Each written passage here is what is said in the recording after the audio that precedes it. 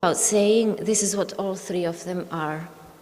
So I wish a very warm welcome to Blessing Bee Azubike, who you'll soon see on our Zoom screen, Jelena Savić to my right, and Mwana Pwo also to my right. Thank you for being with us here today. Our panel will be divided into two parts. The first in which my guests will present their fields of work, activities, activisms, and the second will be an invitation to you, our Zoom room, an actual audience for a Q&A session. I will introduce each presenter before their actual presentation. Before we begin, I would just like to offer a brief contextualization of the title of this panel, Resistance from the Fringes, Recognizing a New Paradigm.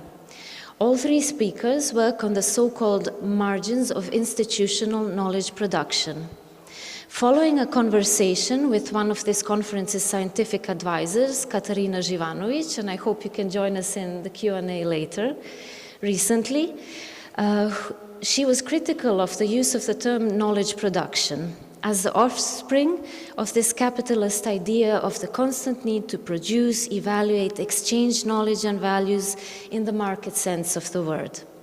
I would like to add to her comment also the paradoxical use of the term within the museum context, one which I think is significant to our panel, and that is that the term and the notion of production nevertheless implies in its etymology a certain dynamic, transformation, change and motion, something which in the worst case of the institutional scenarios, museums have as the total opposite, static, ossified, unflinching knowledge, serving the imperialist and colonialist projects through different cultural actors. It is my opinion that the museums have stopped actually producing knowledge, but we are bound or even anchored to the seemingly eternal perpetuation of a certain type, we all know, of power dynamics in their representations, dealings, and practices. Therefore, for the purpose of our actual producing knowledge in this panel, I hope that the unique and in instances shared epistemic positions of my guest speakers will create the fuel for more movement, for knowledge based on experiencing, living, engaging in, learning from, understanding, and molding this world we all inhabit, albeit on different niches. The second clarification I wanted to also offer to you was in terms of us trying to avoid the term margin in making this title, and its substitution with the term fringe, edge, which is also unsatisfactory, but not to the extent as I maybe wrongly feel the word margin is used, which is an appendix, the brim of a power that is ultimately implied weaker and powerless. So, let us approach this new knowledge not as the margin or fringe of the perpetuated knowledge of the given power center. Let us recenter. Let these outer known edges be perceived as centers unto themselves and in their own right, because all three guests speak from their own centers of seeing, observing, noting, understanding, theorizing, creating artwork, curating, altogether experiencing and acting in the world. So I'll just check if Blessing is with us now, and we can start maybe slowly with our first speaker. So Blessing Bee Azubike, before you start, and as we are warming up, I'll give you a brief biography of Blessing. Blessing Bee Azubike, also known as the Chief Artvocate, is a cultural consultant, curator, and arts manager. She has worked in various capacities as PR and communications consultant, media manager, coordinator, content producer, and team member on multiple projects in theater, visual arts, film, and art festivals. Between 2013 and 2014, she was festival co-director and communications lead for SPAN Festival, organized by the Society for the Performing Arts in Nigeria. For 6 years, she was creative director in Baggy Child. I apologize for my bad pronunciation, Entertainment, an organization which produces art events and projects that promote social change and the development, and one of its key projects, Taruva. As creative director and festival manager for Taruva's monthly events and festival, Blessing has worked with over 50 poets, instrumentalists, actors, and musicians on various events and projects. She is presently production manager at the Lagos Theatre Festival and director at Talk Residency, an art residency for visual artists, which she runs in Lagos, Nigeria. Owing to her passion for the development of the art ecosystem, in 2016, Blessing founded contemporary art media organization called Art for a Reason Africa, which birthed the Artist Ladder in late 2019 to provide support, opportunities, education, and career advancement for artists and creatives. In 2021, she was a speaker at the Africa Day Conference, Contemporary Art of Africa in the Era of a Pandemic, organized by this museum, Museum of African Art in Belgrade. Blessing, as she says, is a self-starter, builder, and lives to see art projects and programs come to life and succeed. So, Blessing, are you with us now?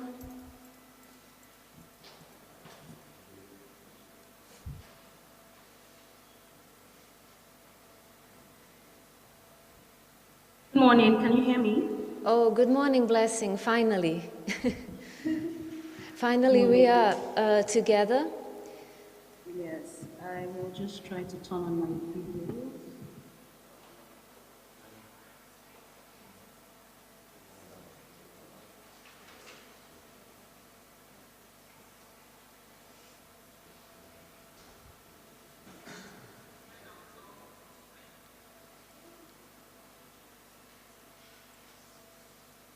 Can we just maybe hear your voice, just to check if the sound is okay? Do you hear me? Hello? Yes, we hear you. Okay, great. We are ready when you are. Yes, just give me a second. That's okay. Thank you.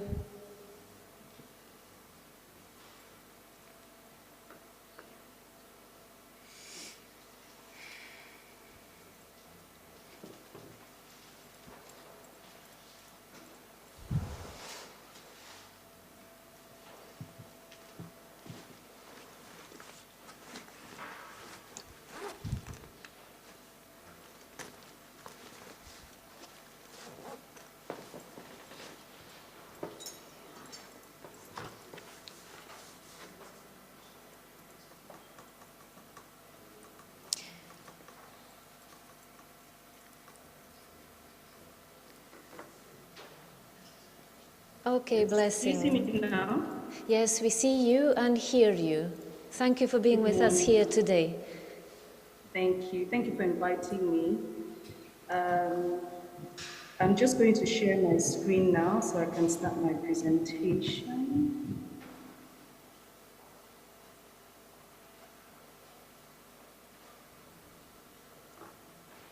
Do you see my screen? Yes?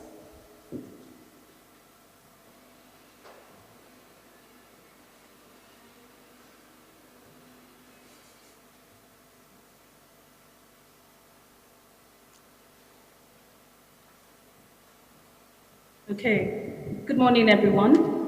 My name is Blessing Bee Azubike.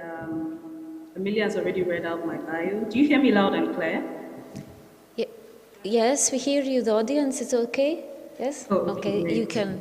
Okay. Great. Emilia has read out my bio, but briefly, my name is Blessing Bee Azubike. I'm also known as the Chief Advocate. I work in different art forms.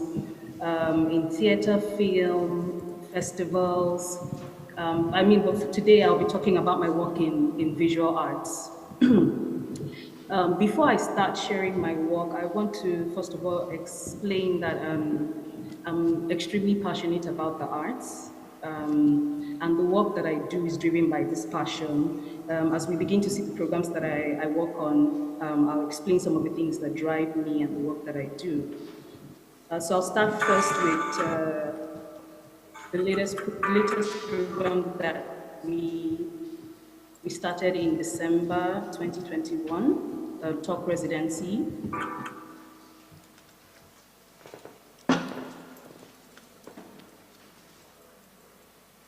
Slada Art Residency is basically for visual artists. Expectation, basically, visual artist is to ensure that I improve on my organizational and managerial skill. To have conversations with other artists and gain experience, gain knowledge, and probably also mentorship. Coming here and forward to an all-round immersive artist where I can learn from my well as also build my and become further than what it is and to understand more about the business side of art, just the creative side, like the business side, the process of marketing oneself, branding oneself, and actually selling artworks. My name is Bee Azubike. I am the director of the program having here today, the Artist Residency. It's an immersive experience for visual artists. We're gathering emerging and career artists, very young guys who are exceptionally talented, running them through conversations and things that will cause a mind shift and affect the sort of work that they put out. I'm here to join the team to give the artists a more holistic approach. Aspect of the artists from. I like to also see how the artists see books.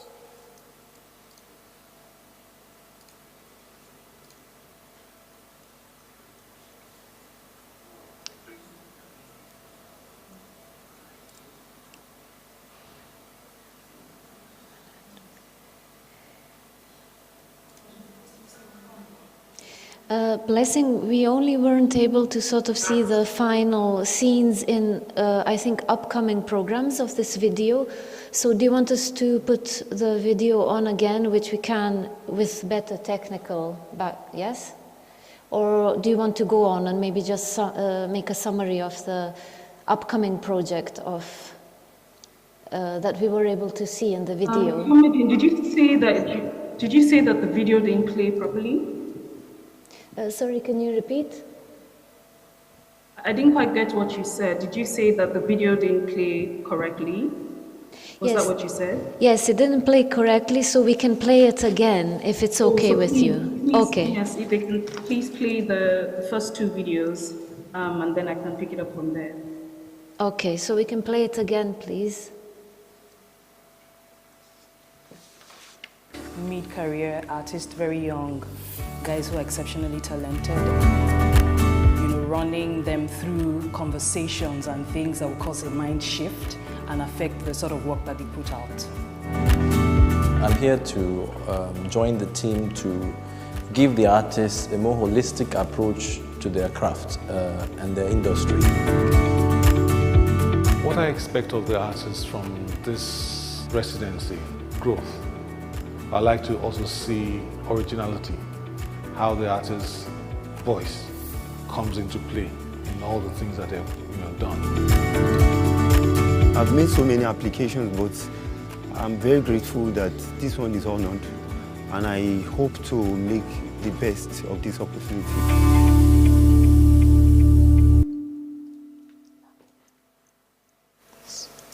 Okay, so you can continue now, Blessing. Thank you. I also have the second video played quickly, and then I'll just... Can you play the second video then straight away? Okay.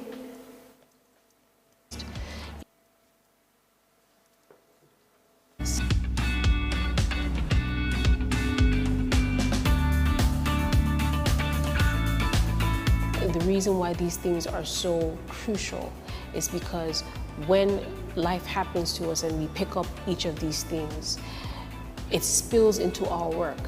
And so healing is definitely very, very pertinent to you being a good artist.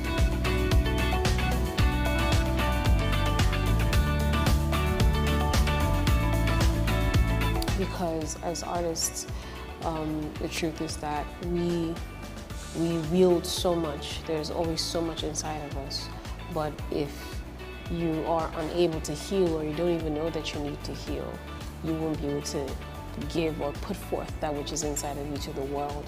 And it's beautiful that they've realized that today, and they've started their journey towards being better, healed and whole people.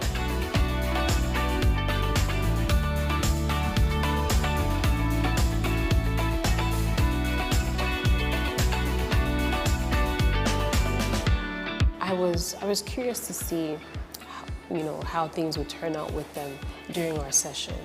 And today I saw them begin to see life through different lenses after our session and after we spoke. Saw how they've each begun their healing journey, which is a beautiful thing to see.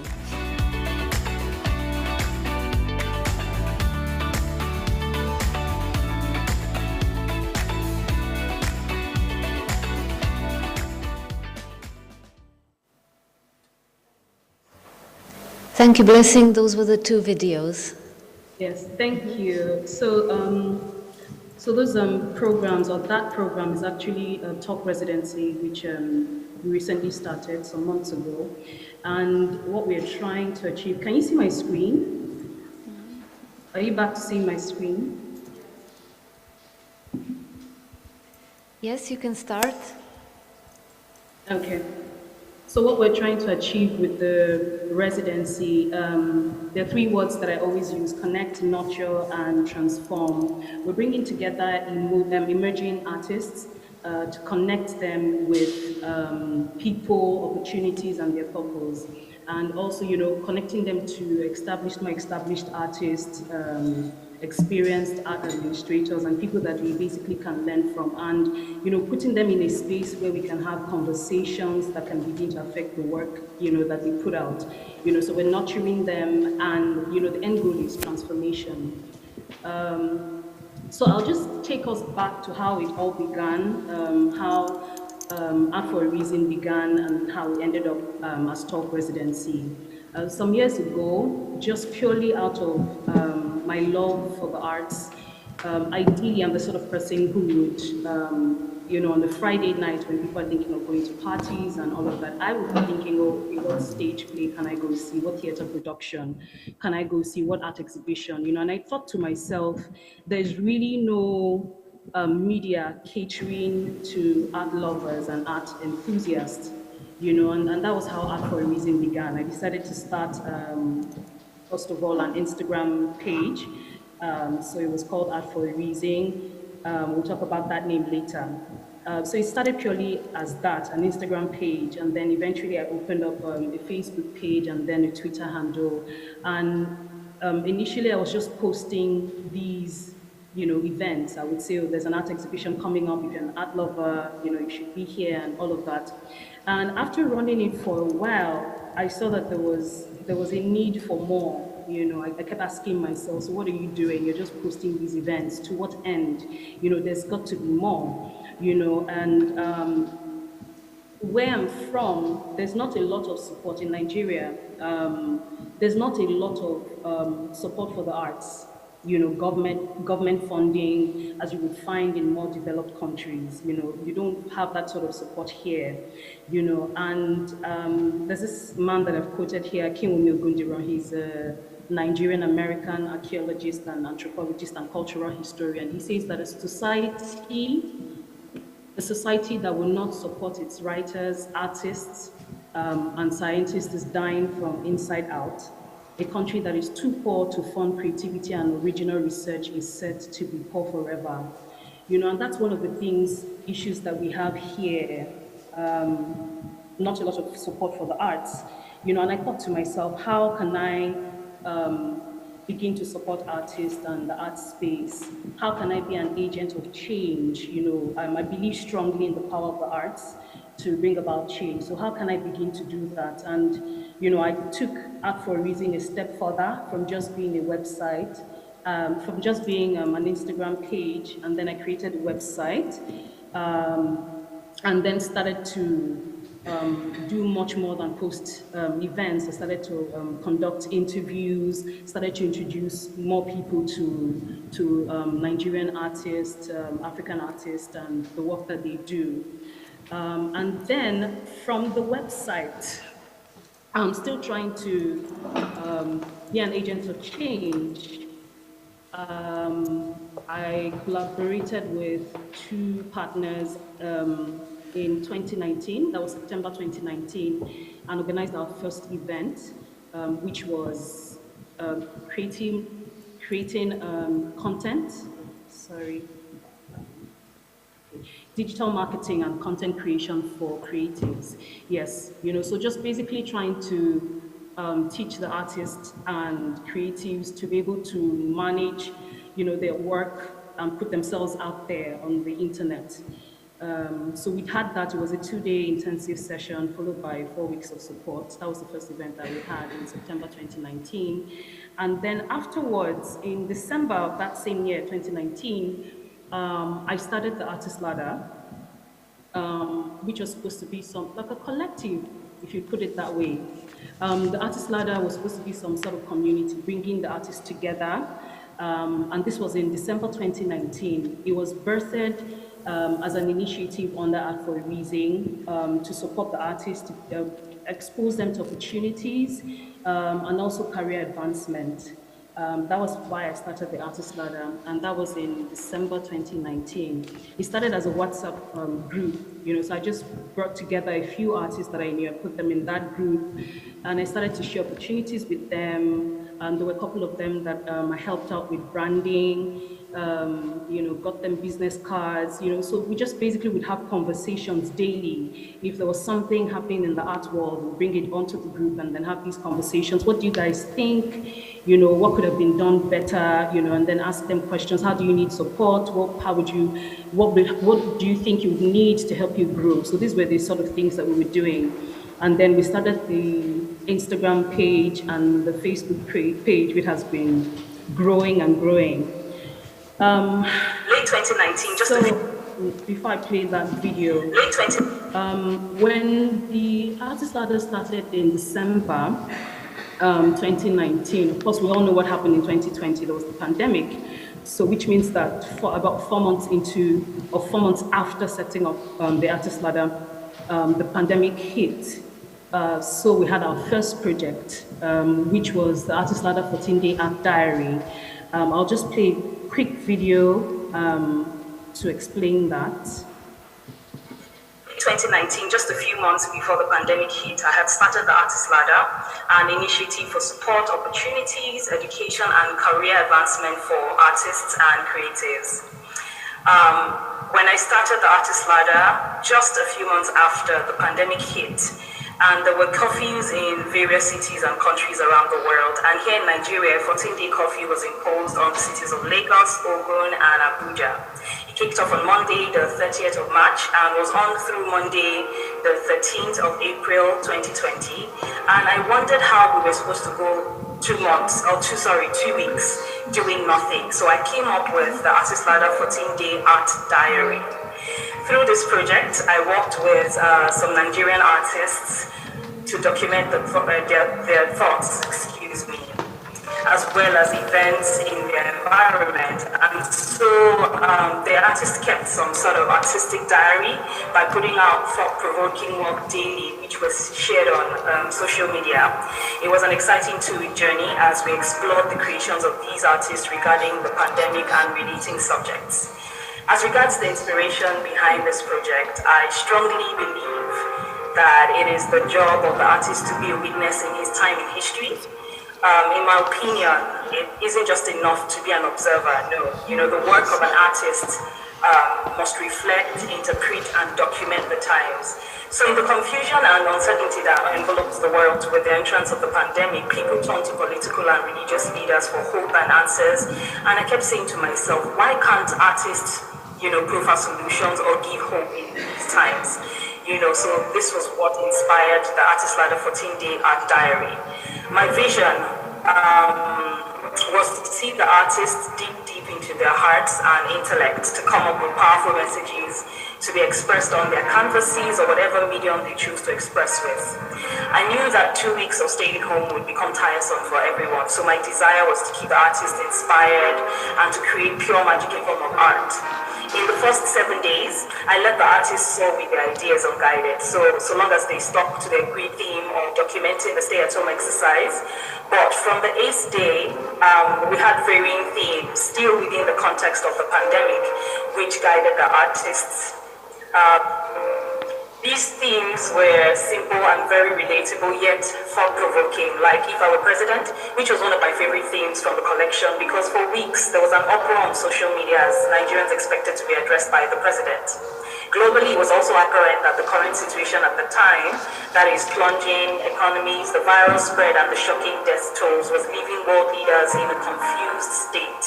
So my thinking was, if the tables were turned, what would we do better, What would we do differently? I was basically saying to the artist, imagine that you were president. If you wore the crown of leadership or bore the title president, how would you bring hope in a trying time such as this? What would you say to the people whom you lead, or what would you do differently? There was also the I'll hold your hand through this theme, which was the artist saying, I may not have all the answers, nor the power to control or even put an end to all that is going on, but through my work or through art, I can hold your hand through the tragedy, pain, or fear that you feel. Another personal favorite was the theme, Who Do You Say You Are?, which doubled as the self-portrait theme. My thoughts were that in that period of self-isolation, a lot of people seemed to honestly be meeting themselves for the first time. Before then, the world was in so much of a hurry. It was as though there was...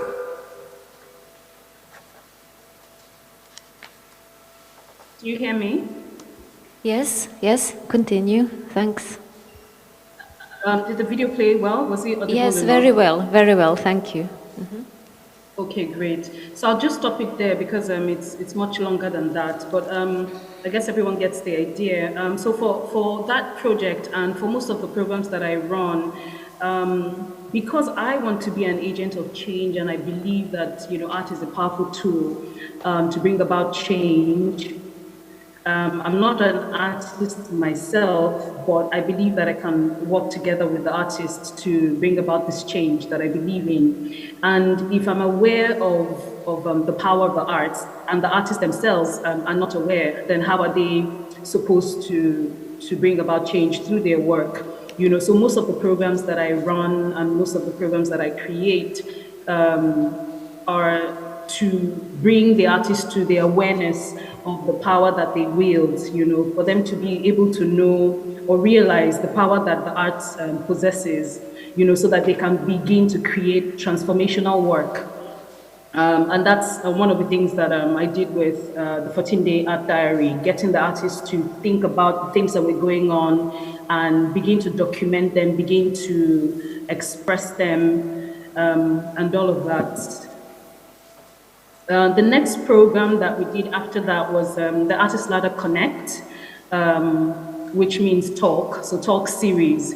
The talk series were a series of Instagram lives which we organized. So conversations with established artists, conversations with experienced art practitioners, just having conversations, the sort of conversations with them that would enlighten, the younger artists, conversations that would bring about growth, conversations that would answer questions that, these artists, are struggling with. So that's what the talk series was about. So we had a couple of them with different practitioners and experts. And then from running those Instagram lives and those conversations, we realized that much more was needed than just a few minutes or an hour of conversations, right? We realized that there was so much more needed than just those few minutes or the hour. So the talk series now evolved from that need, evolved to talk residency. We decided to Sorry about that. I'll just hold on if I play that video. So we decided to bring together the artists and put them in a space for a couple of days so that we can have more of these conversations and, you know, more practical work. So it was an immersive, participatory sort of activity that we ran for 5 days. And then afterwards, when we were done with the 5 days and the artists went back to their homes, you know, we kept mentoring them for about 3 months. So we had studio visits and we kept having conversations with them and all of that. So that's how the talk series evolved to Talk Residency. I'll just play one more video from Talk Residency.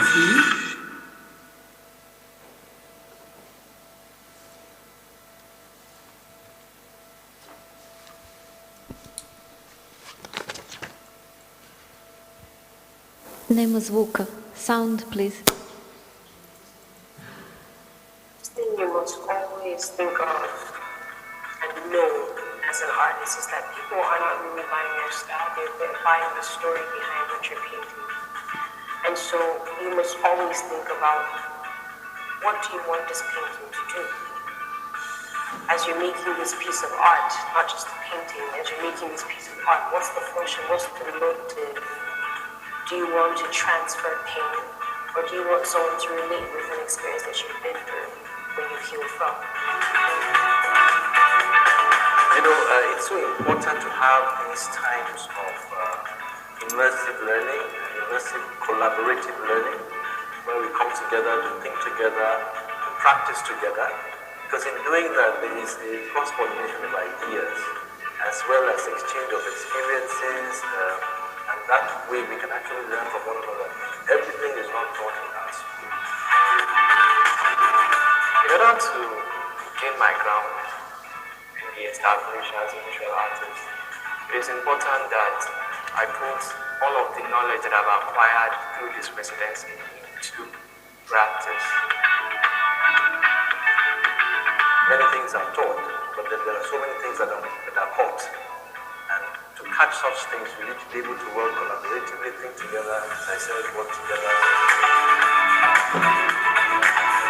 I have other resources as an artist, not just my paintbrush. There are other things I can do to build myself, to improve my skill, my technique, and networking, relationships, and all of that. I think I can even begin now to appreciate art all the more. Yeah, so I think that's about it. I'll just like to wrap up by saying that the programs that I create and the programs that I work on sort of transfer my belief. I believe strongly, like I said earlier, in the power of the arts. So getting these artists to become aware of, because I don't believe in art for art's sake. I don't believe in art just for aesthetics. We can't ignore the beauty side and aesthetic side to art, but there's also, we must also be aware of the power of the arts to bring about change. So these are some of the conversations and some of the ideas that I try to transfer through my programs and working with the artists to bring about that change. I would say that my approach is more needs-driven, art for a reason. It's more needs-driven, and there's so many issues when you look around the environment that I'm in. There's so many issues, political issues, social issues, you know. So I always encourage the artists to begin to look around and start to engage these constructively. I also encourage them to be economically sustainable to the best of their ability, so that they're not under pressure to begin to succumb to these social and institutional pressures around them, and then they cease to be relevant agents of change. So that's it. Those are a couple of my programs and projects that I've shared. Thank you. Thank you, Blessing. Just before we move on, I prepared, and we talked about it, just one a short question for you, and then we'll go on to the Q&A part at the end. But I was just wondering the extent to which you feel that your very activities and work actually... Emilia, I can barely hear you, I'm sorry. Maybe I'll go to the other microphone. Just a second. Do you hear me now? Do you hear me? I think a bit better, maybe. It's much better. Yeah. Much better, that's good.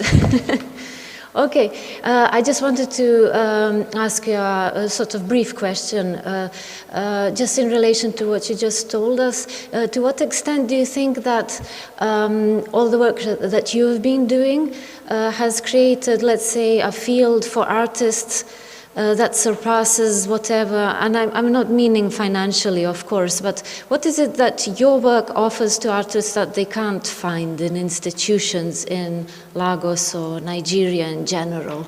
So not primarily the financial bit, but let's say just the practical part of it, the work. I think flexibility. Sometimes when for institutions, for instance, a lot of the artists went through art school, so but when you work within institutions, there are a lot of rules, so I think it's fine to learn those rules and then break them. So when you work within institutions, you can work within those rules, but then when you work outside of the institutions, there's some sort of flexibility. You have the freedom to soar, to fly, and just break rules and walk beyond the rules that you've been taught, the things that you've been told work. And when you start to soar and fly that way, you're able to create new systems, you're able to create new ways, better ways of doing things, so that's what I think. Okay, thank you very much. We'll come back to some of these thoughts and ideas soon. Please stay with us in the Zoom room. Okay.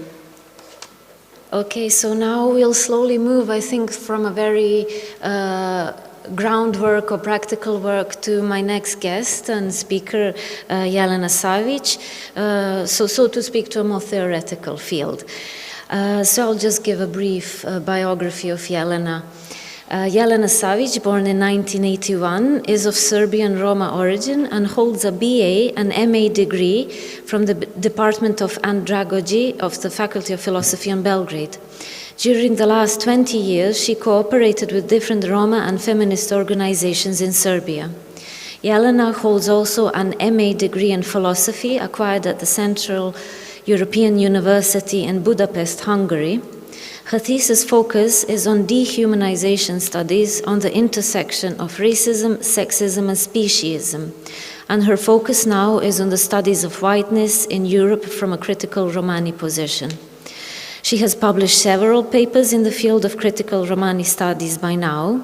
In her recent work, among other things, Jelena authored the concepts of European Gajo supremacy, Gajo privileges, and fragility. Jelena is also a blogger and writes poetry published in different magazines and anthologies. So thank you, Jelena. Thank you for being with us here. Yeah, thank you for actually inviting me.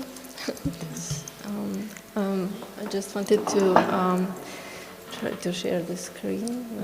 I'm just not sure. Yes, it's on. It's on. Yeah. Yes. Okay. So you can see. Let's go. Right. Okay. So when I was called to talk at this conference, I actually didn't know what to talk about. Because I identify as Roma activist mostly, and I'm not really, I don't really identify myself as an artist. But my experience is that people, I did write poetry for a long time, and I put it on my blog. Didn't publish much, but people started to react on my poetry. And in a certain way, I realized that this poetry is actually something that's a channel to tell certain things about my own story, my own identity. And I myself am Roma, and there are very few Roma who I know who actually have degree and who write certain kind of text, theoretical texts, and who publish. So because there might be some people who don't really know about Roma population in Europe, I would just say that there are about 10 to 12 million people of Roma in Europe, and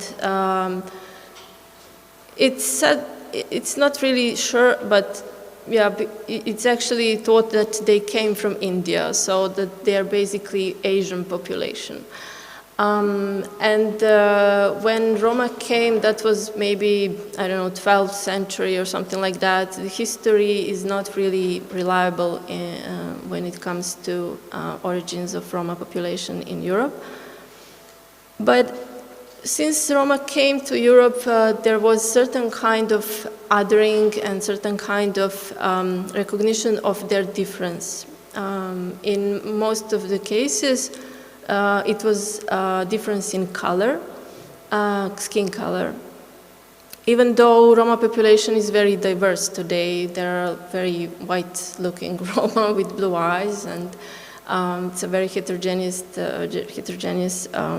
population.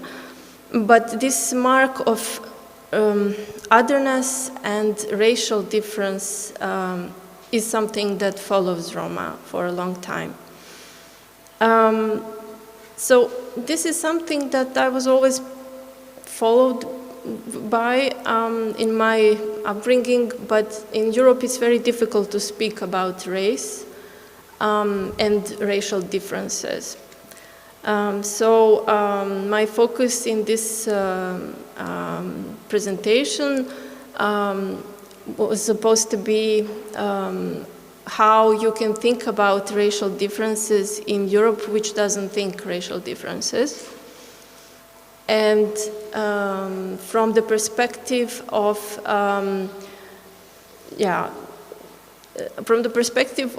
post-colonial, let's say post-colonial thinking in Eastern Europe, where people started to think about racial differences mostly, I would say, of course, when there is a history of non-alignment, and this is something that we should explore, but I was mostly focused on the history after the Second World War, and when people actually, when the Berlin Wall fell, and when Eastern Europeans started to go to the Western Europe. And then they started to feel a little bit different, and they started to explore this post-colonial thinking and how race can be applied, and Orientalism and otherness to the territory of the Balkans, Western Balkans, or Eastern Europe, or whatever. So I wanted just to say that I had some of my poems that I wanted to read, and one of the poem is actually is actually inspired by Diana Ferus and her poem about Sarah Bartman. I'm guessing that you all know who she is, but I would just briefly say that she is a woman from South Africa who was taken and put into museums and in European museums. Her body was mummified. She was called Venus, Hottentot Venus, because of her distinguished features, and treated as a museum object, except anthropological object also. And Diana Ferus wrote a poem, and I'm not sure if we have time, but maybe we can hear it. Yes. And I'm not really sure is it going to, I hope that we can hear it also. I will just, maybe I should unmute. I think we might be able to just hear it. Okay. Which is okay. Oops,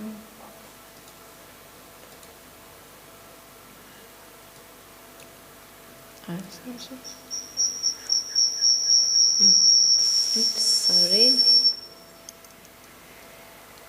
I don't know if you can Would you hear it maybe now. be able to read it for us? I don't have it. You in don't have it? text. Okay, never mind. Sorry. So I'm just going to skip this part. Never mind. So, well, the point is that the poem is it's a poem about. Okay. Mute. Okay, so it's a poem about Sarah Bartman and about taking her back home to her country and to her place, to her home. So it's a very warm poem, actually, of care from one woman about another woman. And it was a very influential poem, and some people say that it affected actually her transportation of her remains to her own country.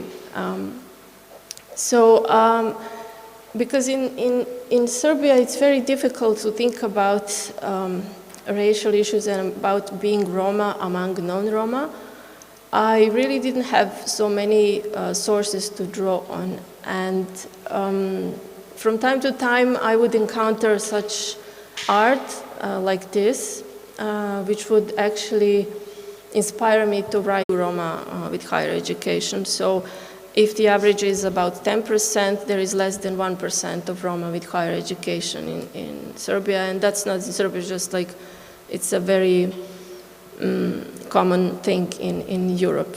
And mostly 70% of Roma people live in slums today, in segregation, and different data that I will not mention now. But when I started to research, I was interested in this issue of how race can be taught in Eastern Europe.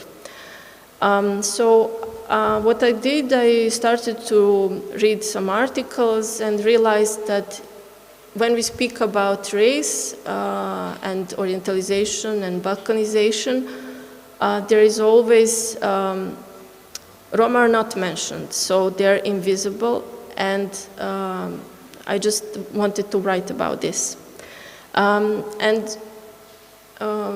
I was thinking about this, some authors came very useful, and I would say that I didn't even know that there are actually schools of thoughts, or that there are like this coloniality, modernity group, this group that, you know, that there are different authors. I was just reading, and this was just by accident I discovered certain authors. So now I, of course, would say that this idea that modernity and coloniality are very connected came to me very logically, because Roma were one of the population that was killed in genocide and Holocaust. And this part also of European history is often neglected, even though people do know that Roma were victims of genocide, but their history and victimization is really not very much known. So this, I wanted just to give this introduction, and I would just read a little bit from this text, because I said here that modernistic pattern of European particularism became civilizing universal within the matrix of colonial power, including by Quijano exploitation of land and labor, gender, sexuality, knowledge, and subjectivity. So I would like to rely on this a lot, this idea that you can exploit land, you can exploit labor, gender, sexuality, but also knowledge and subjectivity. And this is because Roma were always poor. Like, they are the poorest among the poor. So on any statistic you will find this in European countries. And it's not that they have land. They do not have land. They are not allowed in many different situations to have land. And I just say that this because I think subjectivity, colonialism, and subjectivity are the two terms that I want to connect. And okay, so I would just, right, so how are Roma treated in the knowledge production? So I wanted to say here that in a certain, there is a certain history of usage of Roma in science, and it's not just like Holocaust, eugenics, and different kinds of experiments and that were done on Roma, but also there is this creation of certain kinds of subjects.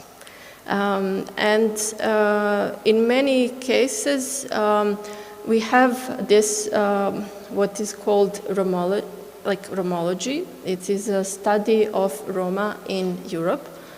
And it is mostly done in following Enlightenment ideas and ideals. And anthropologists did a lot of research in Roma communities and created certain kind of images and subjectivities about Roma. And they were objects of their research. And they were subjected to the white gaze, so if we can say. And when I was researching this post-colonial post-colonial thinking in Eastern Europe, I expected more. I expected that these people who are dealing with racial issues and trying to address this Balkanization, Orientalization of Eastern Europe by the Westerners, by Western Europe or Americans, that they will recognize this. But unfortunately, Roma subjectivity was nowhere to be found. And even more, it's just that they didn't really try to make them certain kind of objects, certain kind of subjects, or to submit them to their white gaze. It was just absence of Roma. So this was, for me, very, I don't know, surprising. So in this research, then, I wanted to just say that,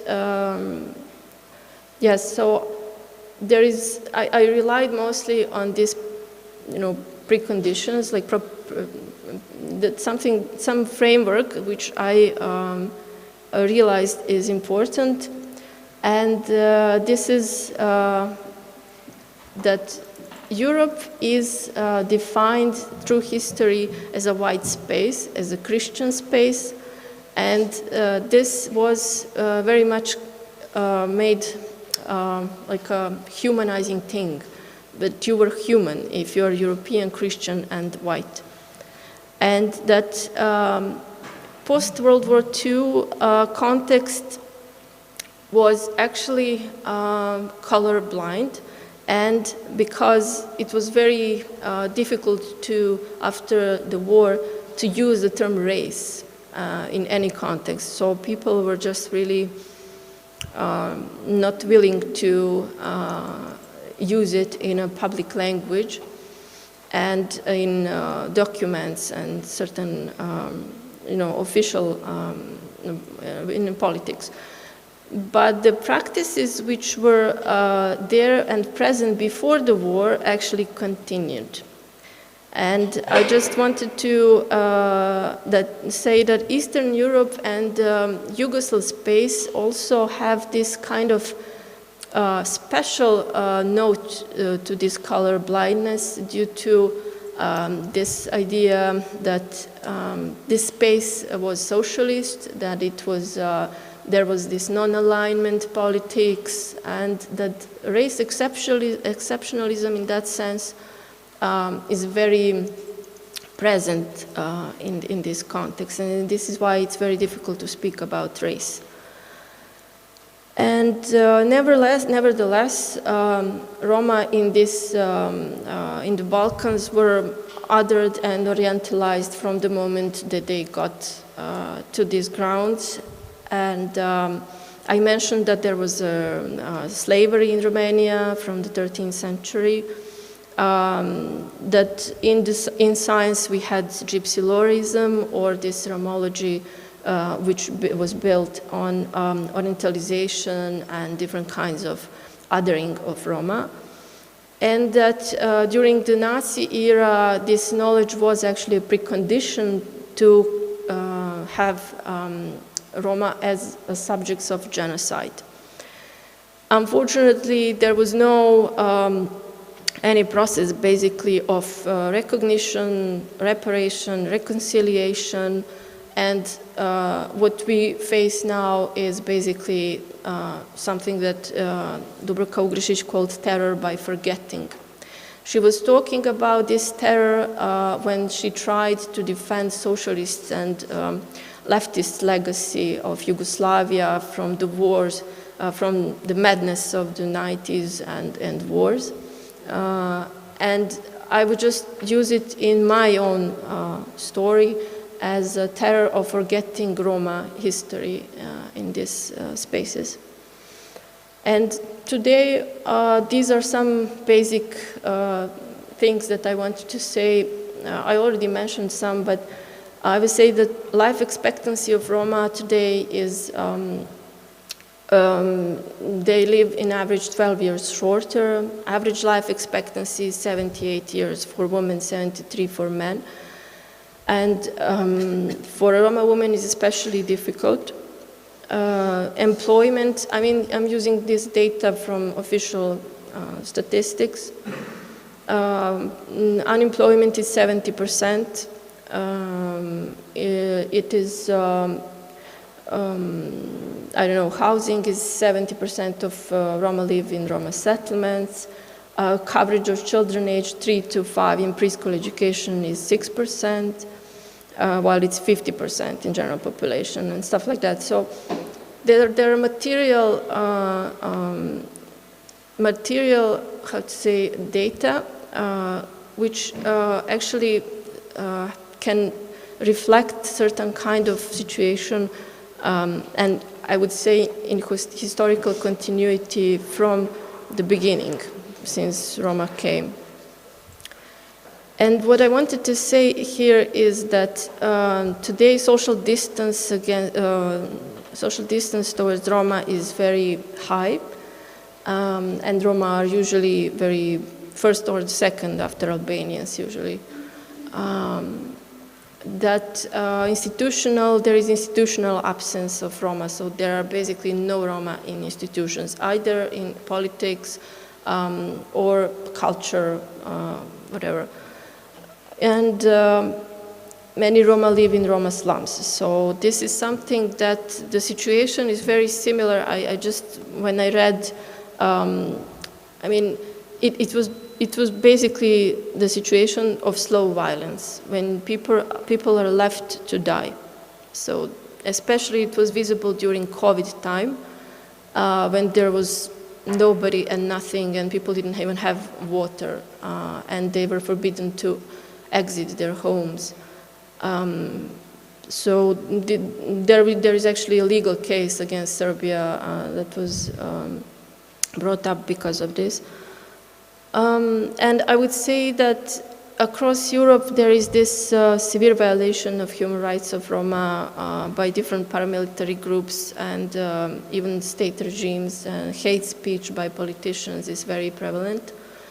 And Roma are used in this kind of political talks whenever there are elections because they're easy to use to mobilize people. Hatred against Roma is very good for gaining political points. And in fact, they are what we can say a surplus population today because they can be seen as destructible, losable, and ungrievable. And this is, I would say, something that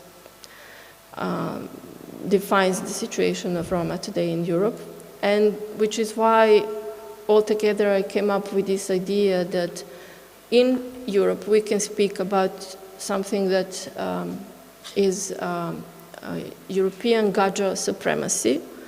And Gajo is the term that Roma use for non-Roma. So when we speak about European Gajo supremacy, I think that it's socio-cultural, economic, political model of domination of non-Roma over Roma, and it's based in their sense of superiority. And for this, of course, I used Mills, who wrote about white supremacy, white global supremacy. And I think that Europe, in that sense, can fit to this model, even though Mills developed it in American context. But I think that he called it multidimensional system of domination, which doesn't need to be based in this legal context. So it doesn't have to be chattel slavery for it to be white supremacy. So you don't have to have it that it's officially, legally slavery. So what follows this context is the idea, the white racial frame. So it's a perspective, a worldview, and that includes racial stereotypes, prejudices, ideologies, images, interpretations, narratives, emotions, and all this. And I would just say that there are different kinds of phenomena from the whiteness studies that we can use to speak about the position of Roma in analogy. So, as I say that there is white supremacy and there is this European Gajo supremacy, I would say that there are white privileges and there are Gajo privileges. There is white fragility and there is Gajo fragility. So I still don't have papers to present to you because there is no epistemology which would help me, because I'm inventing these terms, because there are no Roma academics, there is no Roma epistemology. So these are terms in production, so I would say, right? So, but in the context of knowledge production, what I wanted to say, when we speak about Roma, there is this anthropological racism that we have by now, a lot of material in that sense, and scientific orientalization canons. But I would like to say that this is not the matter of the 19th century production of knowledge, that now people are much more aware. You will find in academia papers like this, maternal IQ and child mortality in Serbian Roma, general mental ability in South Asians, and referring to Roma actually. And these papers are talking about biological determinants of certain situations of Roma today. For example, how a low IQ of Roma mothers affects their child mortality. So this is like brutal racism, brutal biological racism that you will find today on by Serbian authors in collaboration with American authors, racist, right? And when you see this is 2008, 2007, these papers, but they're of course new papers. I didn't want to put them online, but I mean, you can find them. And there is nothing, nobody is challenging this yet, so this scientific racism.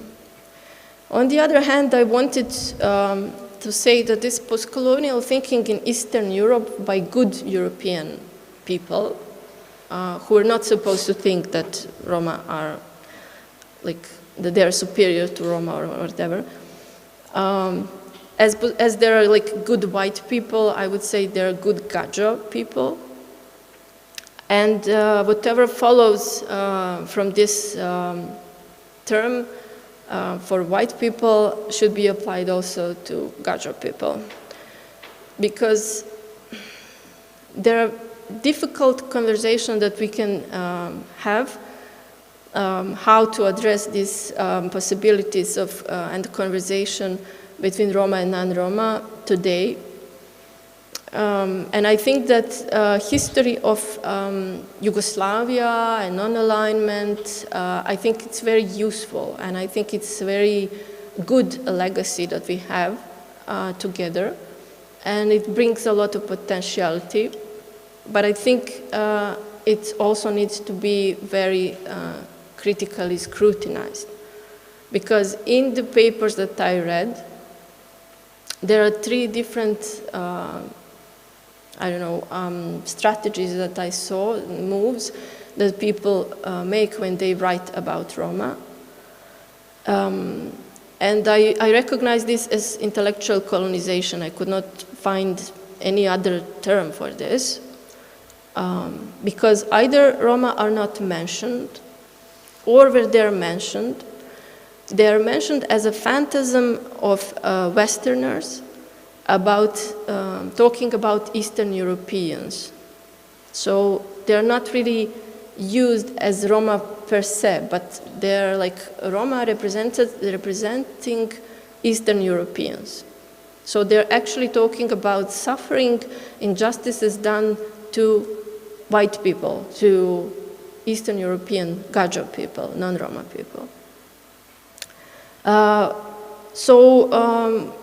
Also, when you see how these texts are written, you will see that they're mentioned in footnotes. So Roma are not even in the main text.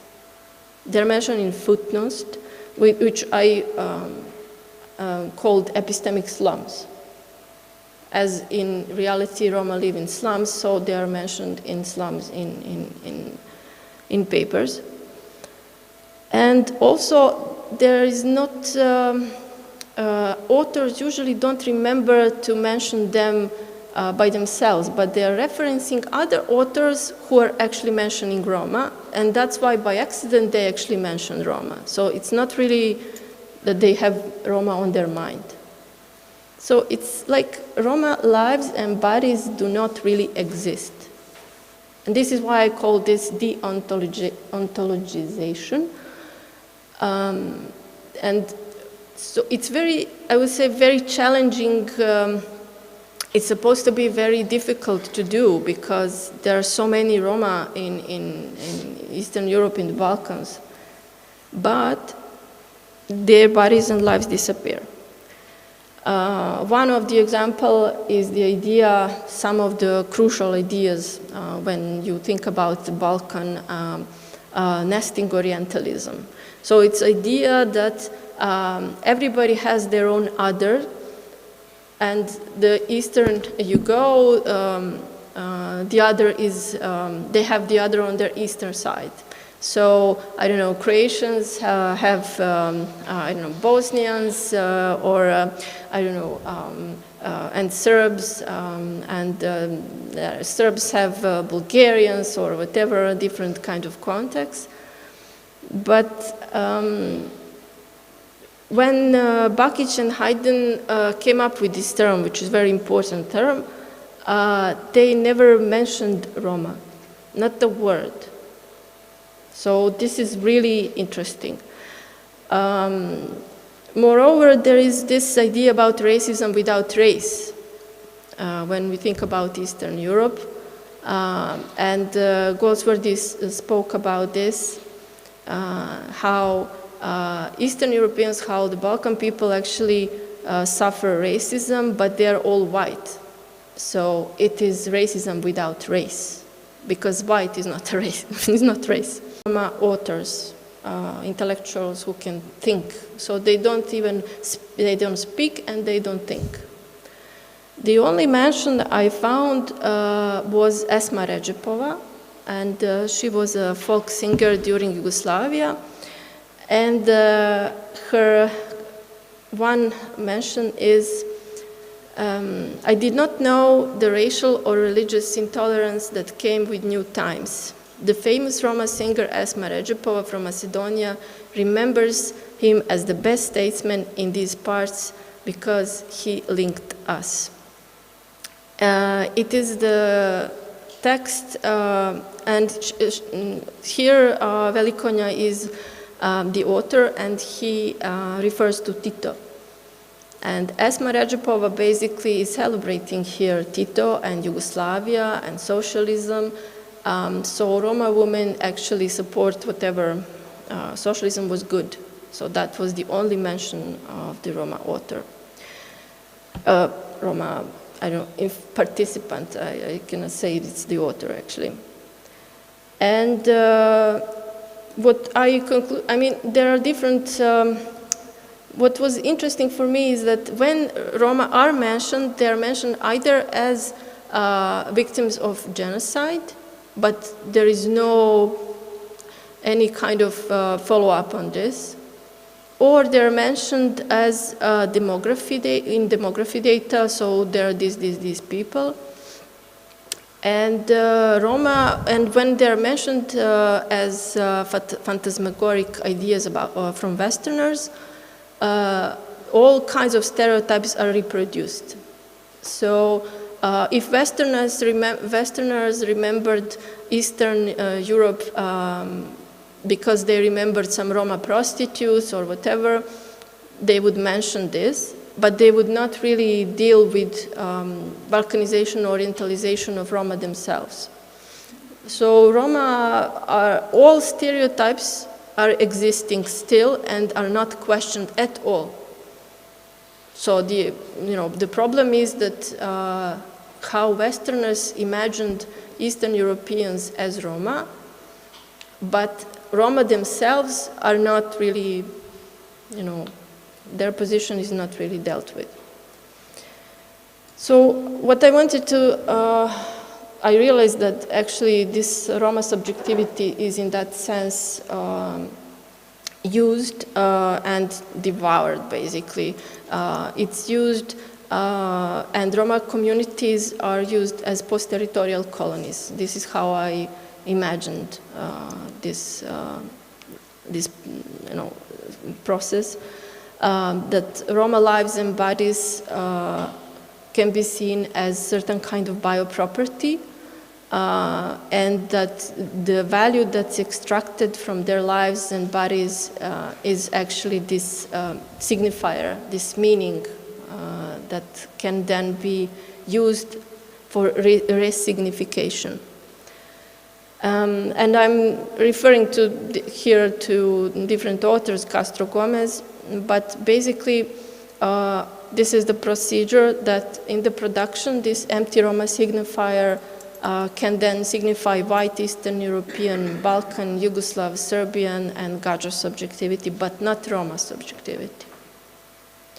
So this is appropriated life, it's appropriated body, it's appropriated subjectivity, and meaning, suffering, whatever.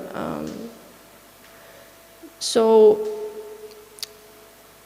this is what I saw as epistemic and hermeneutical injustice and exploitation of Roma. And what I'm seeing, especially as colonizing here, is that it's used for filling the hermeneutical pool, which is used by non-Roma to explain their own positionality, their own life. And it is used to stabilize their own destabilized identity, subjectivity by Western Europeans. So in that context, for me, it's just the last thing. For me, that was specifically what I see as exploitation in a certain way. I'm not sure, like colonization, exploitation, two different terms, so I'm just struggling with this, how to define it. But Sosa Santos spoke about epistemic genocide. So to come back to this modernity and to the idea that brought to the Holocaust and to Roma genocide, he's warning, Santos is warning that epistemicide is a part of genocide, that it's always something that leads, if unquestioned, to the genocidal practices. And we still did not have any thinking through Holocaust and genocide towards Roma. And I would say that these practices continue and have this historical continuity, not just in policy, in every domain of life, housing, education, whatever, but also in this process of production of knowledge. And academia is prone equally to this as, I don't know, policymakers, whatever.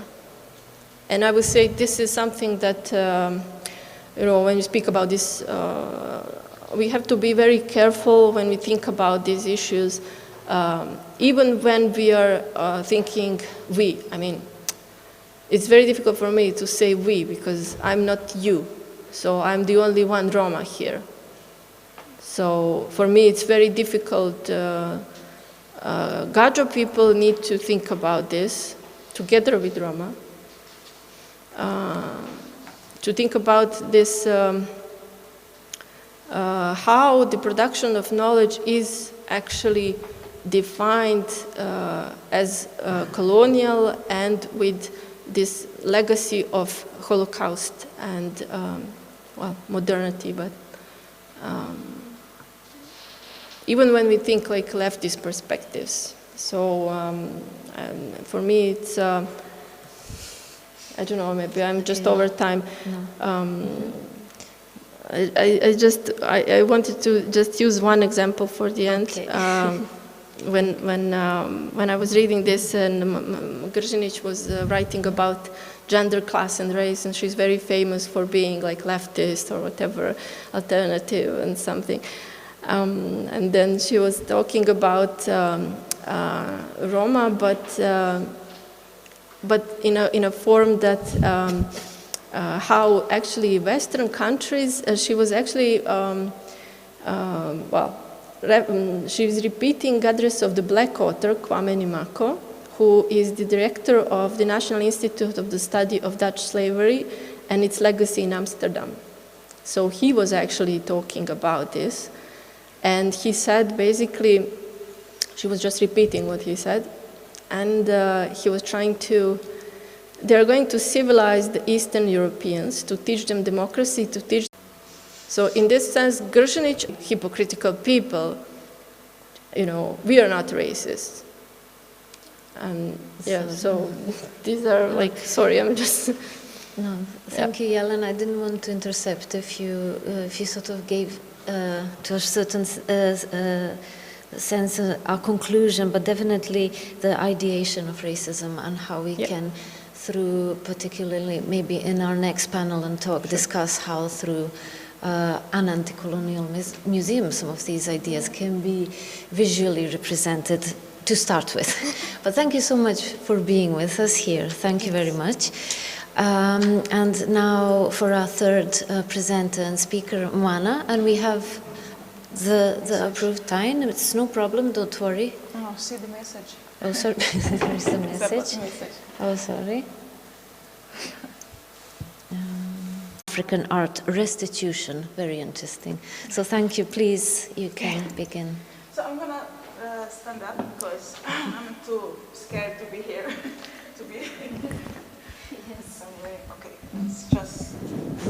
We can loosen up the space of movement here a bit. I really don't know how I'm gonna move here, but I need to see. Maybe you can stand there. That's cool here? For us. Okay, Yeah? Is it okay for you? Well, we'll survive. Okay. This is hard. I'm gonna try something today. Is dobro jutro, everyone. Bon dia and good morning. So, seems like I speak now 3 languages. I don't. So, today I'm gonna make this presentation and let's begin. As Emma said, my name is Mwana. I'm from Angola, Benguela, and I've been a photographer more or less from 11 years. Remember, I have someone to help me with the language, so sometimes I'm gonna forget words and ask help from internet, so please be patient.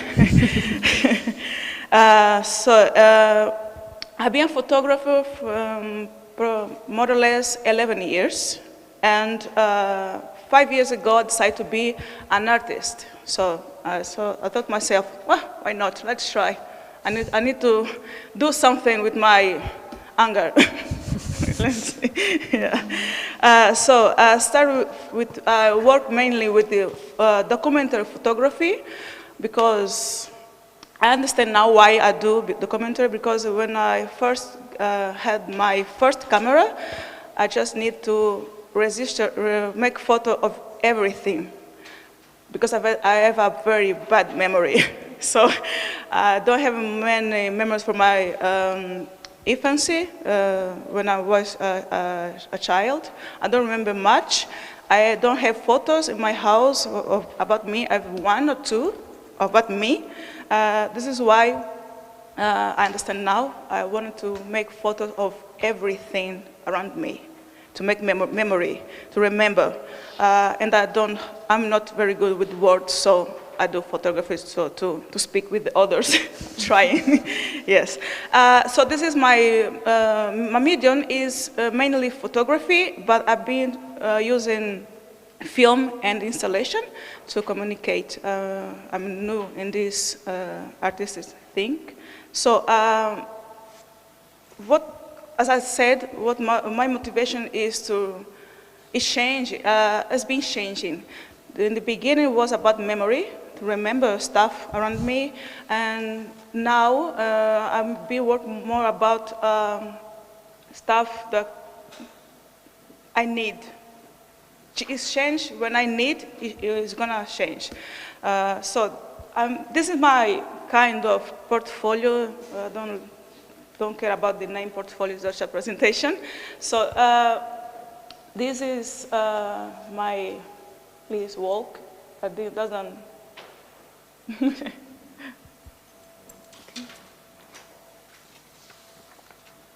I've been making some projects. I have some photos in documentaries just to show you what I do before the project. Can I?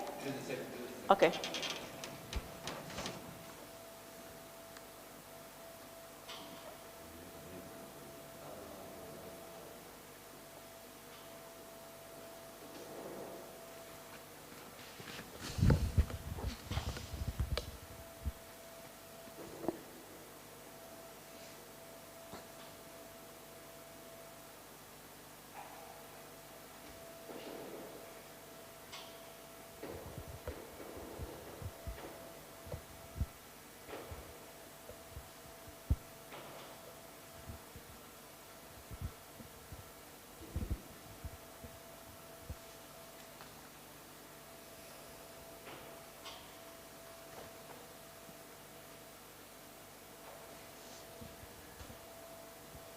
Okay, so this is me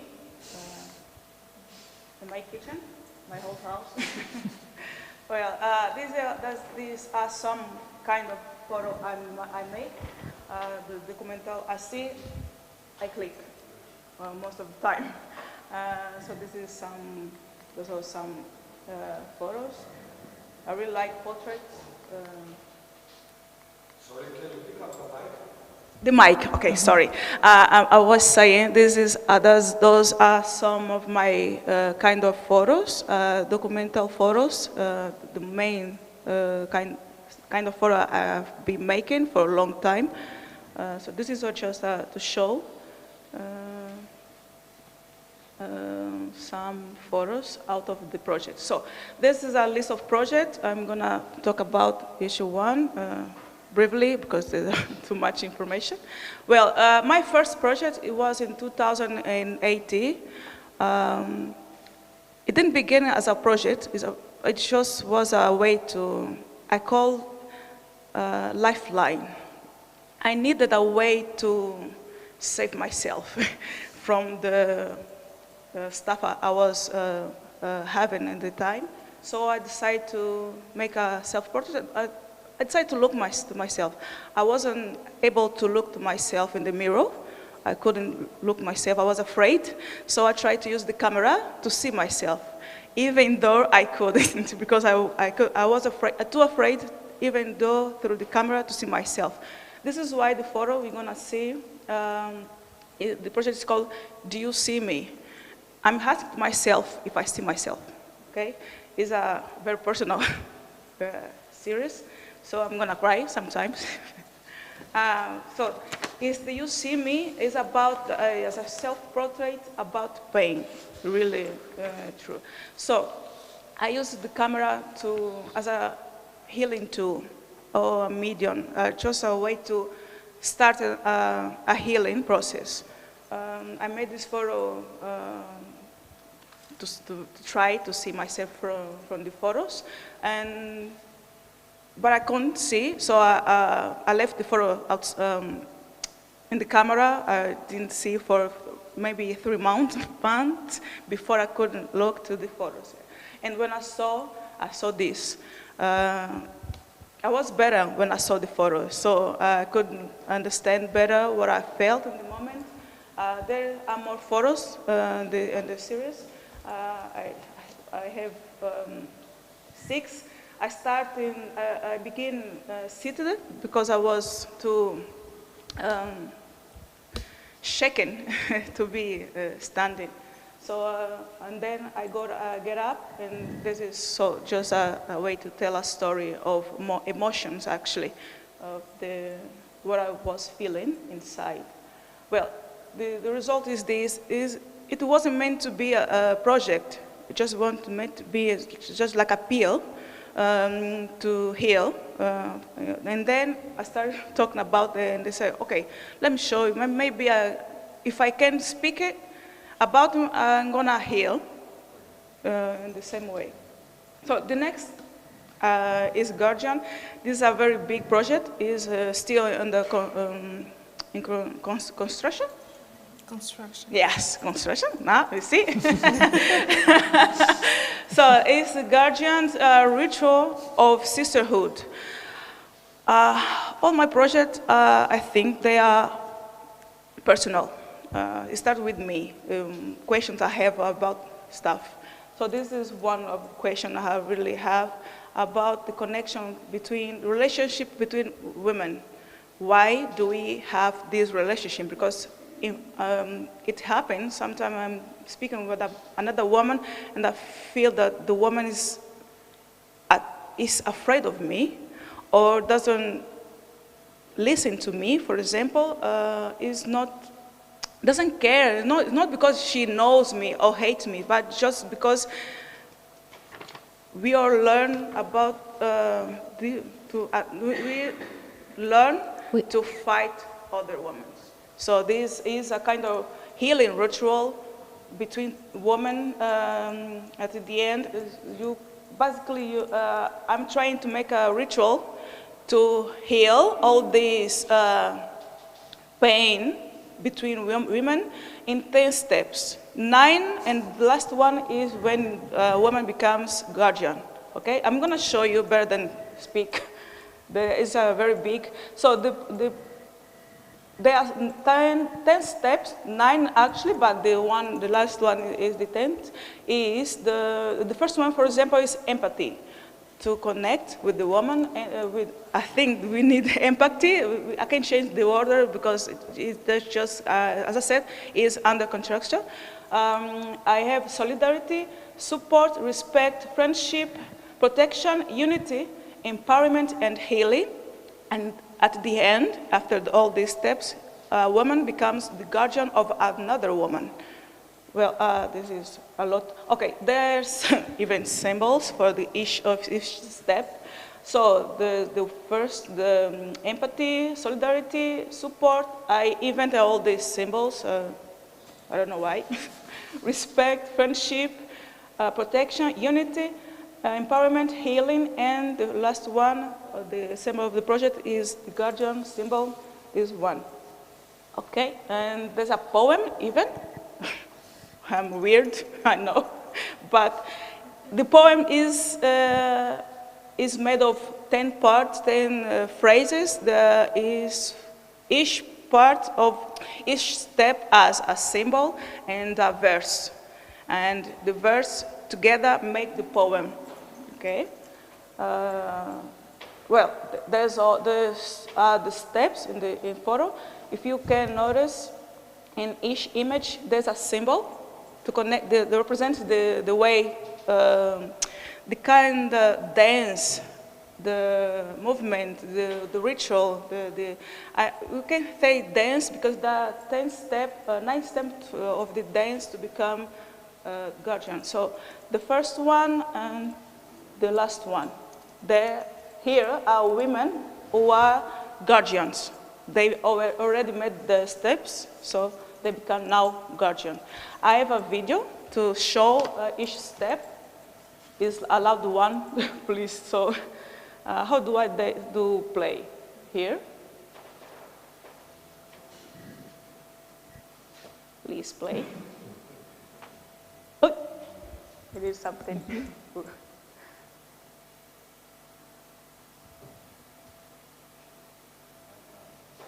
Yes. As I said, it's loud.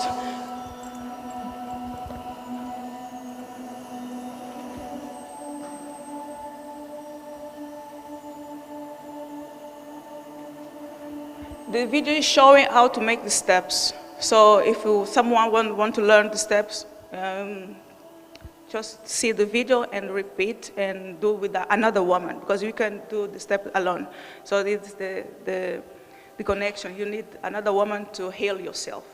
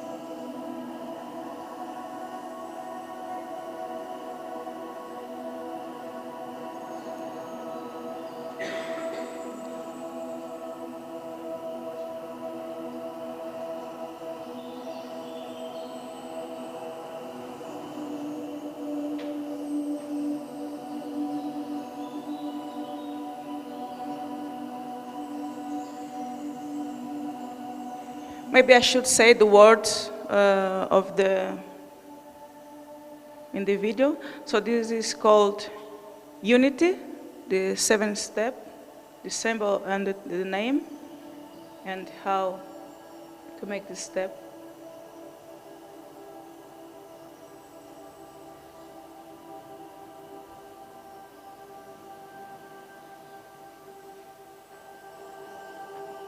Empowerment, the 8.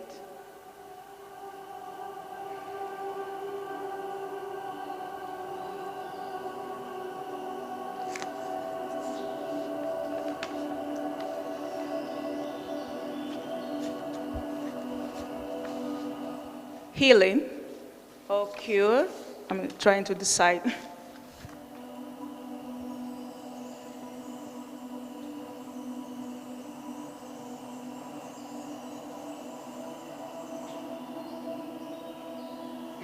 And the last one, a group of women who become already are guardians. So I made this little demonstration of guardians.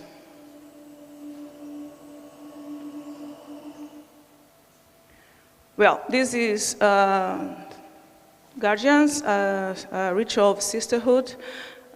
Is a very, and is still under control. So I want to make a new version, or to make a better version of all the material, the video, the poem, the symbols. Anyway, let's go to the next.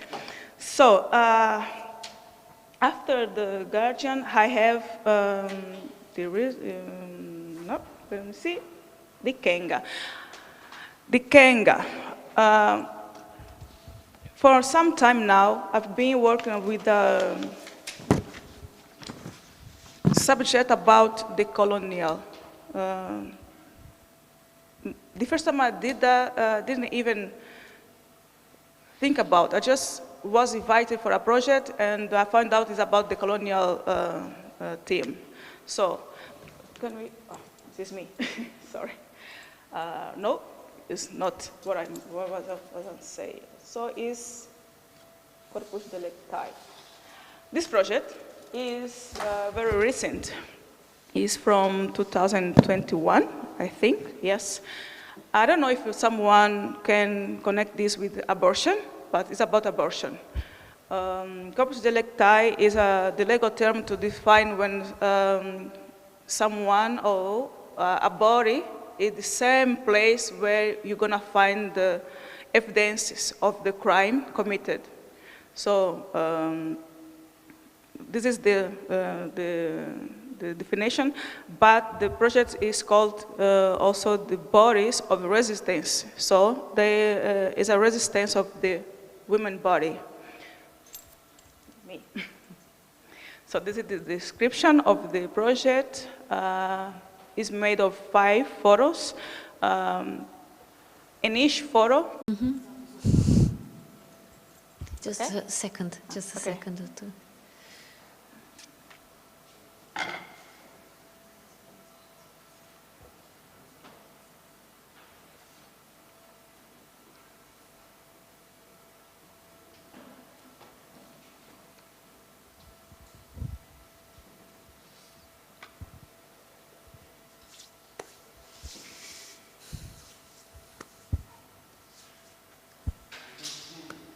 No, we can't see it. Ah, now we're, okay. We're back. We're back? Yes, yes. Okay. Yes, yes. So I was saying, well, I don't know where I say, well, okay. The cocktail is the second way. The order is about the frequencies of the use. So the most common is the pill, and the second most is the cocktail, and so on. So the cocktail is a pill, an aspirin pill with Coca-Cola, and you drink a lot of the pill with Coca-Cola to poison yourself and try to have an abortion. And if you survive, you have an abortion. What I did, my God. Oh, it's not me. Well, the hibiscus. I found out about the hibiscus, and it was weird because I drink hibiscus tea for health case. So I found out that the hibiscus is, you can use it to make abortion too, because supposedly you cannot drink hibiscus if you are trying to be pregnant, because the flow increases the blood flows, but also it can make you have an abortion. So people use it because they want an abortion. So a lot of tea, of the tea. The newspaper, I want to ask, how do you think we use the newspaper as a way to make an abortion? Yes? Yes, but in tea, it's a tea. We call it the newspaper tea. You boil the newspaper because of the ink and the chemical and lead, and the lead. Yes, for example, the chemical in the newspaper, you make a tea. This is why she has a tea near her, because you could be a tea, a newspaper tea. So you drink the tea and wait the poison to happen, so it may be the abortion. And then the last one, the most, I don't know what's the worst, but the last one is a common object in our houses, and you can use it as an abortion, because this object becomes another object. This needs to be a metal hanger, so you can mold in a way that you can use to make an abortion. This is why there are 5 photos. There are 5 because I just found out 5. Maybe there are more in another place. I heard a story about the night in agulha. Needle. Yeah, the night needles. In Brazil, for example, the big ones used to make this. There are many stories about abortions, a weird way to make abortions, and in the process, women can die. So my project is about this, how we don't have the power of our bodies, and have to choose a way to kill ourselves in the process of making abortions. So you choose your poison, actually. Well, the next one, this is the one I was talking about before. This is the Kenga. The Kenga is I was talking about how I've been working more with the decolonial team since this project, actually, because this project opened about spirituality in me and the kind of spirituality I identify. So the Kenga is the symbol for this spirituality. This is a collaborative project with another artist. She's not here, obviously, but we were invited for a bigger project. It's called Tango. Tango means time. It's Tango on disintegration of time, because tango means time in many languages in Africa. The same tango for the dance is exactly the same. And we were asked to make a project about let me read this, it's better. A project about, what? Seems like he's here. Okay.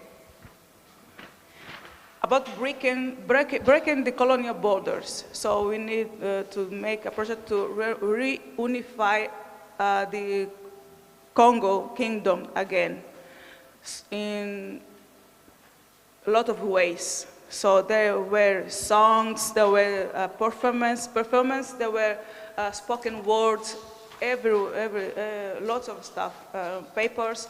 And me and my colleague, we spoke about the Kenga, the spiritual connection, spiritual element of the Congo Kingdom when it existed. Because the Congo Kingdom is made of 4 countries, and Angola is one of them. The 2 Congos, Gabon and Angola. And Angola is my colleague and I, we spoke about the Kenga. And this is when I found out about spirituality that I connect with the Kenga. The Kenga is an interpretation of the Kenga dia Congo, the Bakongo cosmogram. So it's a spiritual dimension of the Congo Kingdom. This is what we used to make a project.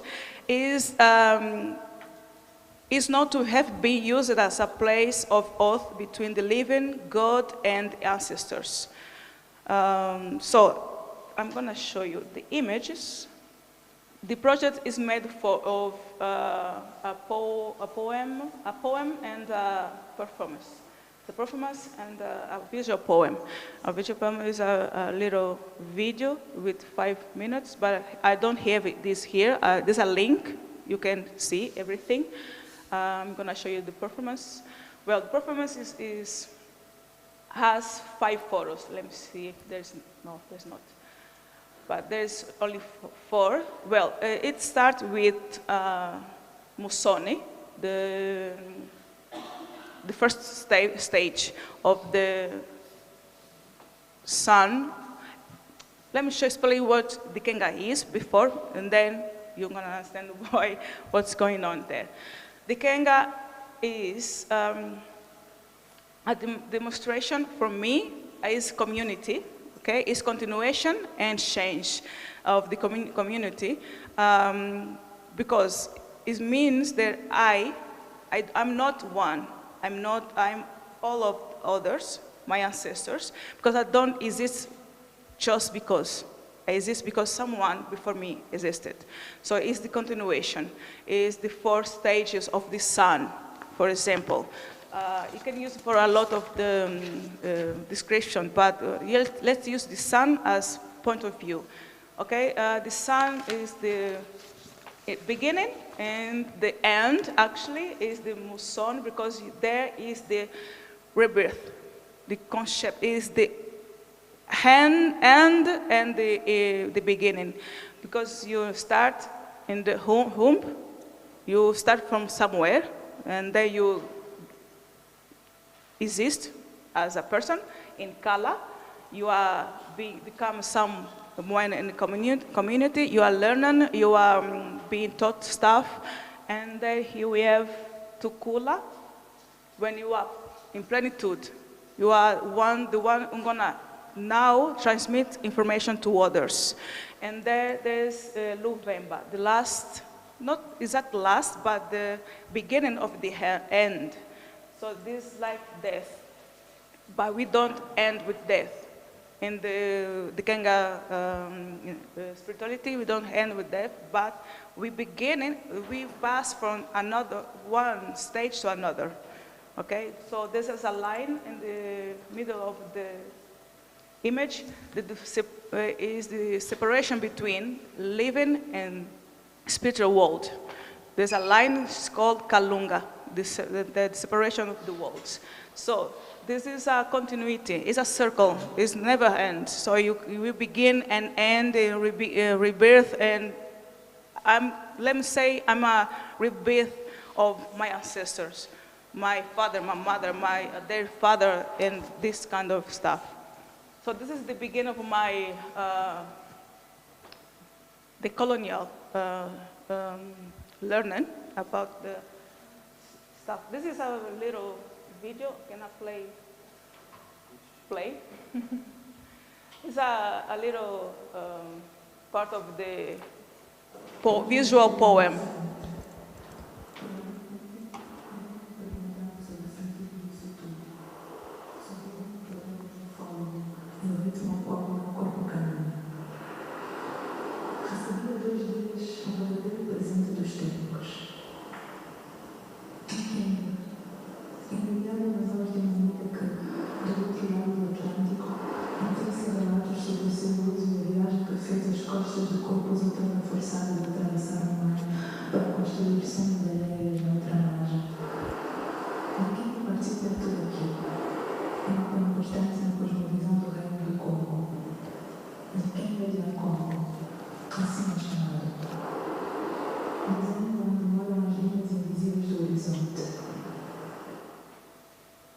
So this is just a little part of the video poem. There's a link where you can see all the project, the Tango project, where we are part of. So my second project about decolonial memory and all anti-colonial stuff is this one. It's called Onjende. It's the mapping of the invisible memories. It started in Lisbon, is still under construction. It's just a kind of project teaser for to make a real project. So it's about healing the memories.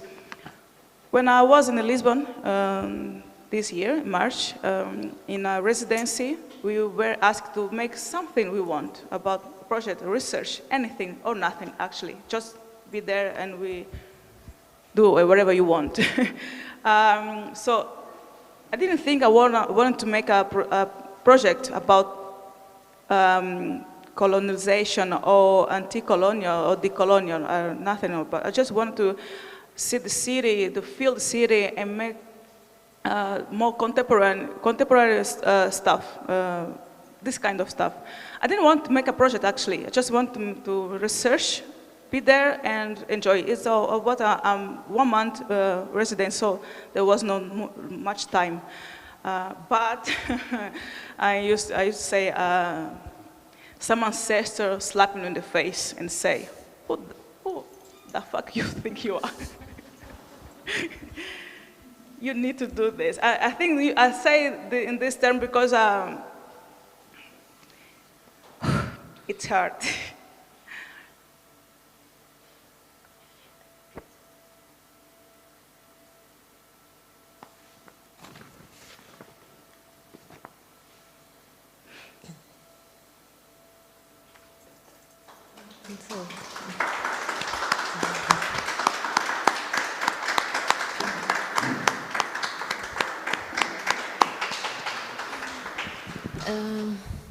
Mwana, thank you very much.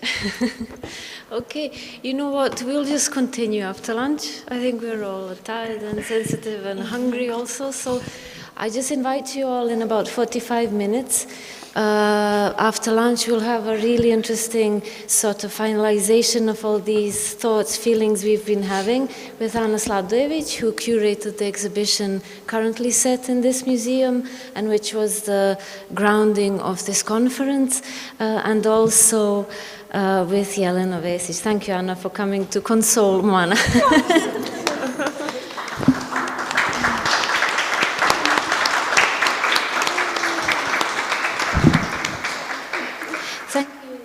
We'll meet soon again, 45 minutes. Thank you.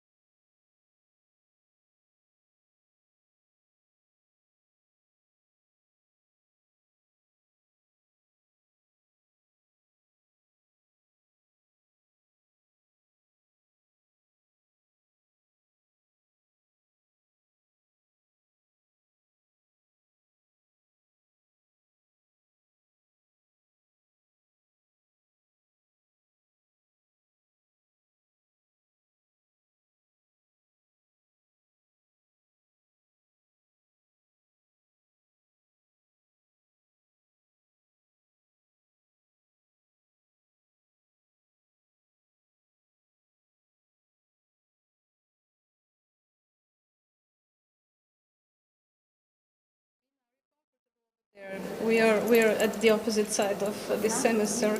Are you cool? Yeah, okay. So I welcome you to the final round of conversation at the conference and Anticolonial Museum. And I would actually like to ask Mwana if she can wrap up her presentation. We had a short break in the meantime, but if you feel up to it and you're willing, we would like to hear the last part of your presentation. Okay, the last part is actually a little video, so we are can we actually able to show? Yes, Okay. if you can. So we will just ask them which part of The the last part presentation. is a little, there are 2 photos about the project and a video, a teasing video actually. It's not a project. It's a, So can I ask you to play a video? Thank you. Yes. It's called the video on the file, the last part of the project on gender.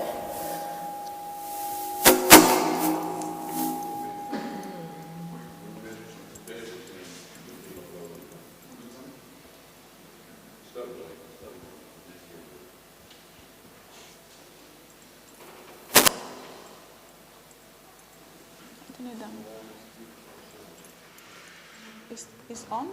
It is not on yet.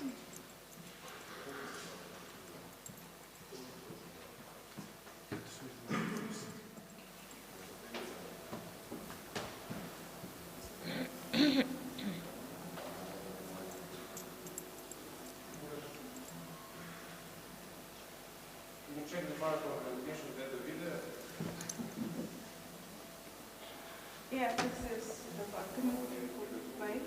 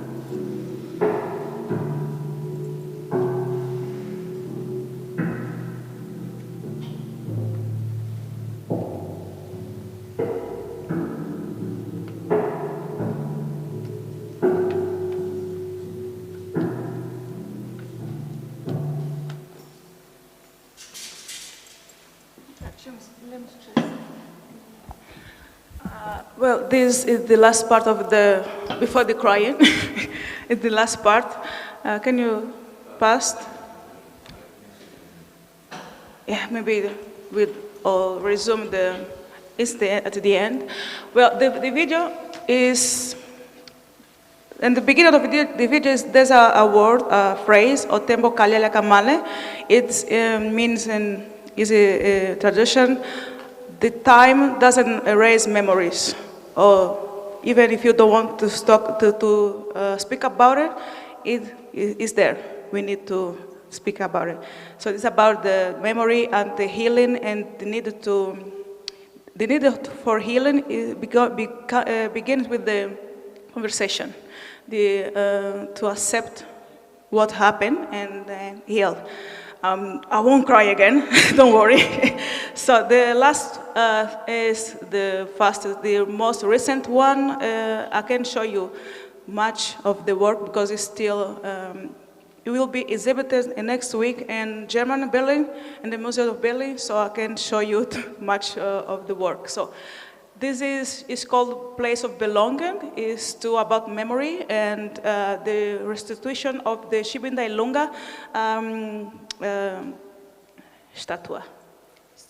statue from Angola, yes. And the statue is in Berlin, in the Museum of Berlin, so there's a conversation about restitution, and they invited us to make a project about this, how the restitution should happen. So I made a film about the restitution. Oh my God. So this is just some photo of the film. This is all I can give you. But next week in Berlin, 28, sexta-feira 28. Friday on 28th. Yes, this. And we'll be screening in the Museum of Berlin with our performance, a very big performance with 3 parties, so a very big event. So this is all, finally. This is all my places to see my stuff, Instagram, email if you need to know something, and thank you.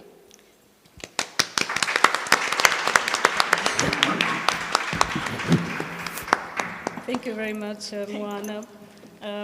I would actually like to present the schedule of this round. I will just give shortly some comments about what we have experienced these 2 days. But before that, I will introduce my co-moderator, and then I will just give this brief note. So my dear colleague, Jelena Vesić, is an independent curator, writer, editor, and lecturer. She is active in the field of publishing, research, and exhibition practice that intertwine political theory and contemporary art. She co-edited Prelom, Journal of Images and Politics, between 2001 and 2010, and is co-editor of the journal Red Thread in Istanbul, a member of the editorial board of Art Margins and advisory board of Mesosphere, Budapest. She curated lecture performance at MOCA, Belgrade, and Kölnische Kunstverein with Anja Dorn and Katrin Jentjens, as well as the collective exhibition project Political Practices of Post-Yugoslav Art, which critically examined our historical concepts and narratives on Yugoslav art after the dissolution of Yugoslavia. Her recently opened exhibition in Collectivizing 5 Stories in Moderna Galleria in Ljubljana deals with the feminist interventions into the art historical narration on the 20th century avant-garde art collectives. So we can add some other information later if you wish to talk about your work as well. And if you let me, I will just give some brief points about all the fantastic presentations that we were able to hear these 2 days. So I would actually like to refer to Blessing Bee Azubike's presentation where she talked about art for a reason, and about this kind of grassroots initiative when the need is recognized and when that need results in an outcome that is organized, collaborative effort.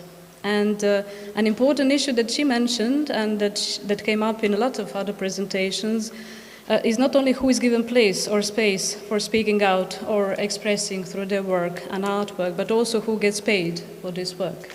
And artist Milica Tomic had a performance the day before yesterday for the opening of the October Salon, a big event in Belgrade, that relies on Rasha Todosievic's performance, Edinburgh Statement. And Edinburgh Statement in a continuation, who makes profit from art and who earns honestly. Which is the whole title. Yeah, she had her own version of this performance, which I find important to bring up in this conversation as well.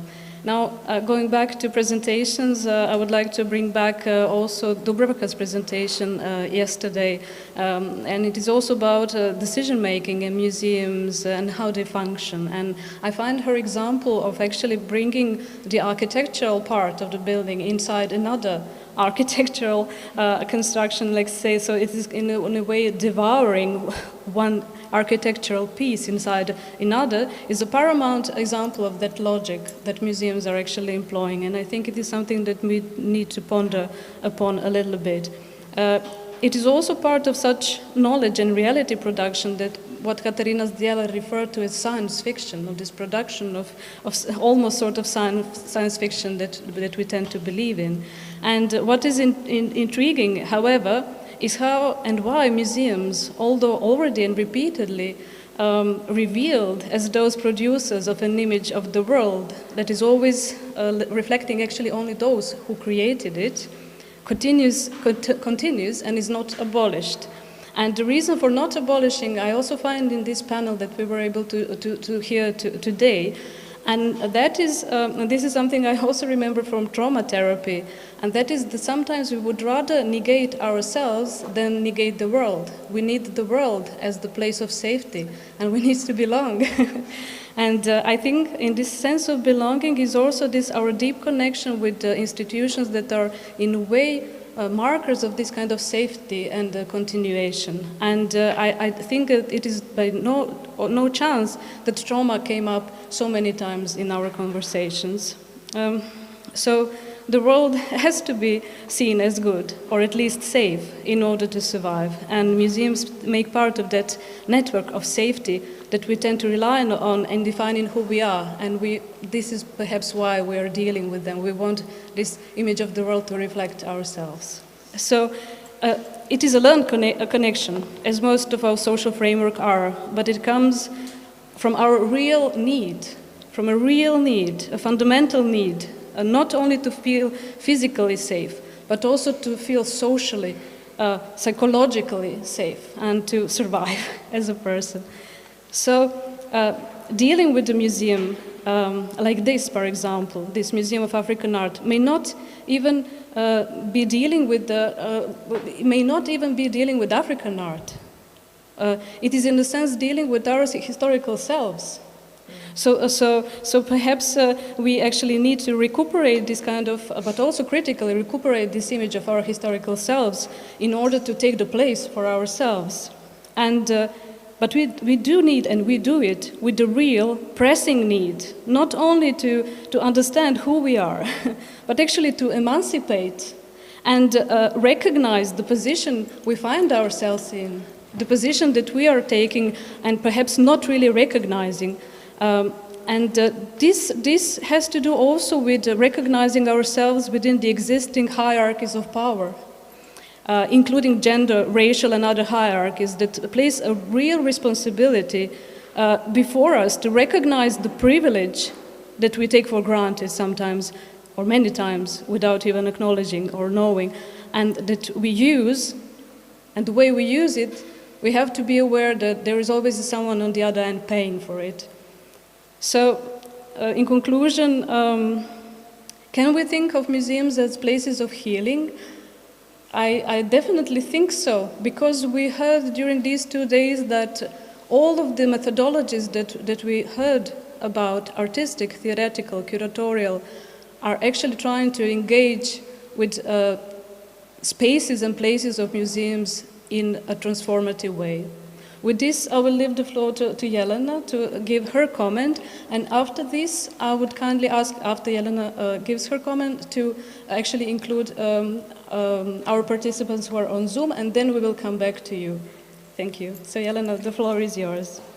Yeah, I think that in these 2 days of really meaningful discussions, we more or less touched upon 2 topics.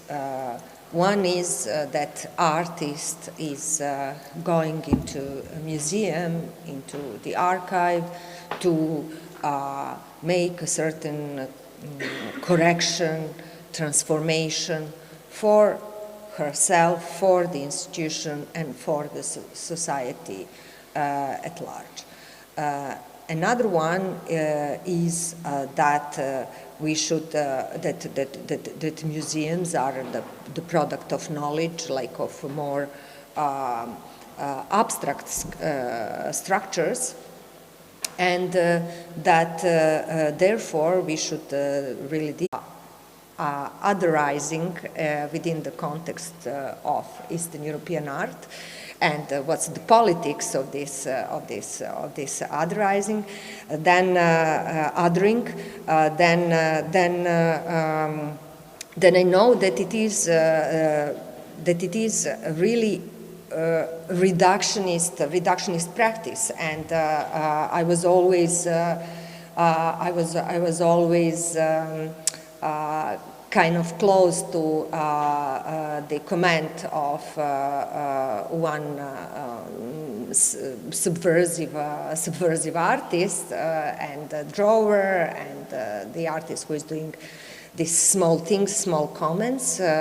around artistic practice, which are very important because they're really relating to the magistral ways this practice is, this concrete data of art objects are put in. And his name is Dan Perzhovsky, who said, I don't want to be an Eastern European artist, I would like to be just an artist. So he's rejecting this obligation for him as an artistic person and for the context that is always that is always allotted to him and his work, that is always determining his work, and which is this pool of knowledge,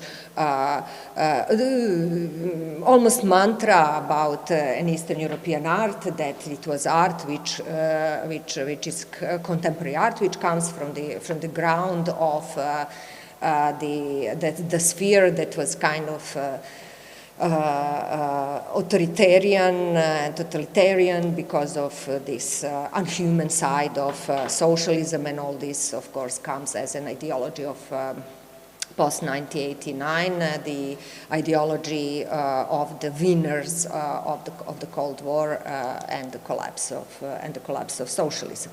And it is interesting that all these identity reconstructions of art within the larger framework of internationality are also taken as fashions.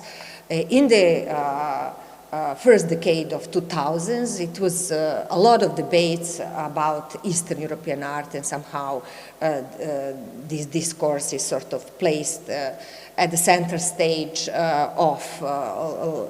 the big world institutions, in the big world discourse on art, which is, of course, hegemonous discourse. And then suddenly this field is totally swapped away, and the discourse of the art of the, to use this term, darker nations was placed at the center stage, and today we have a lot of interest in discussions about African art, and this would be also swapped as a parent. So we are also facing these fashions, and we are facing the development of the fashions. So this is not only to really make a big change, but it is you as other are given your 5 minutes or 5 years to dance on the world stage, and then after that this is not interesting thing. The same as in the news sphere happened with Corona. Immediately when the war in Ukraine started, no Corona. So this is immediately when the question of art of the darker nations was posed on the world stage, no Eastern European art. Speaking of the presence and also the interest, the focus, the money in the end, the material aspect of living of all these subjects, and also it is absolutely this regionalization of art in grand museum institutions is also very much not innocent. Of course, it occurred as a practice in where big museums like MoMA, Tate, and so on. So they promoted this idea of regionalization. So now they have curators, experts for art of this region and art of that region, but it is them who have a right to the internationality, to the worldness. It is not that, the museum in Angola or the museum in Algeria or the museum in Hungary, in whichever other place in the world has this position. It is an imperial museum which has this position, so which has this privilege to discuss the discourse of Western art and then to change it, say, okay, like we are changing our epistemological approach, our focus is not on Western art any longer, but we would like to include the art of the world. And inclusion is always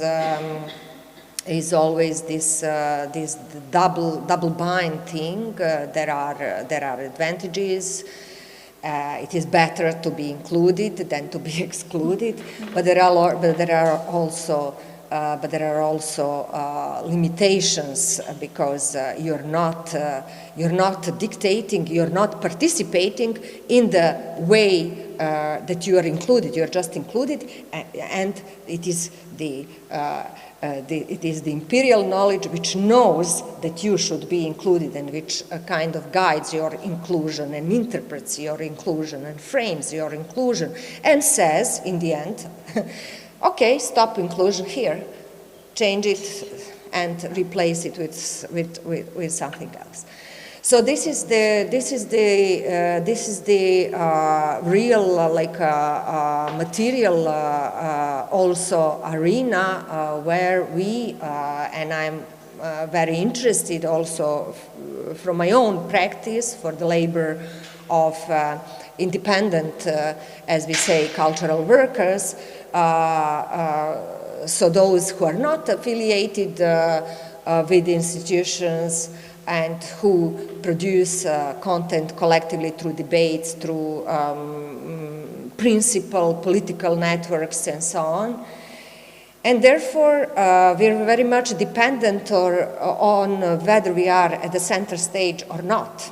So we are very much dependent on actually this logic, this kind of reproduction, new production of reframing of the knowledge, which is positive. So I would start maybe. I would like to start maybe with this debate, and then I have one little slot which is placing us in maybe a more difficult position than we thought.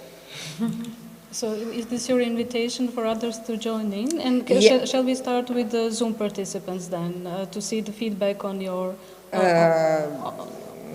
This is the invitation to comment the structure in which we act as a critical artist, as a critical museologist, as a social theorist, as curators, trying to change the knowledge, but also being part of infrastructures in their centers or in their peripheries of infrastructures that are still imperial, materialistically speaking, no matter how epistemologically open they may look like.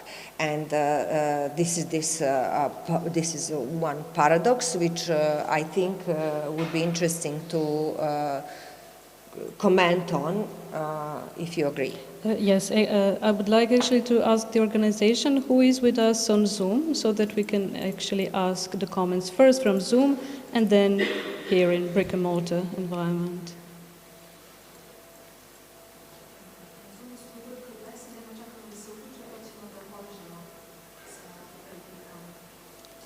Great. So can we actually see them and this way be in a way in the same space?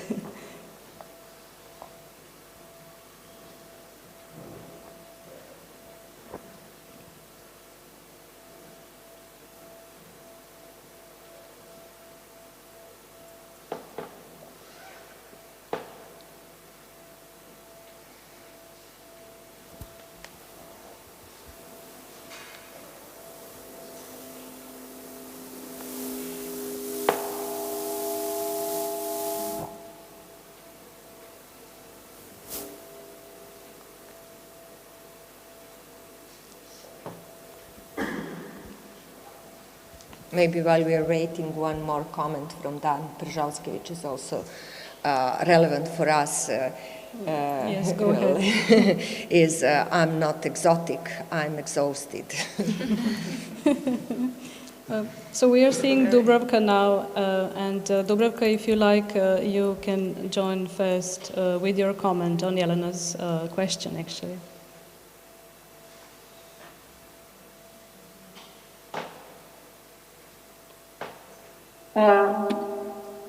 Thank you. First, I really want to thank to everyone, because this has been, I'm really sad I can't be with you there, but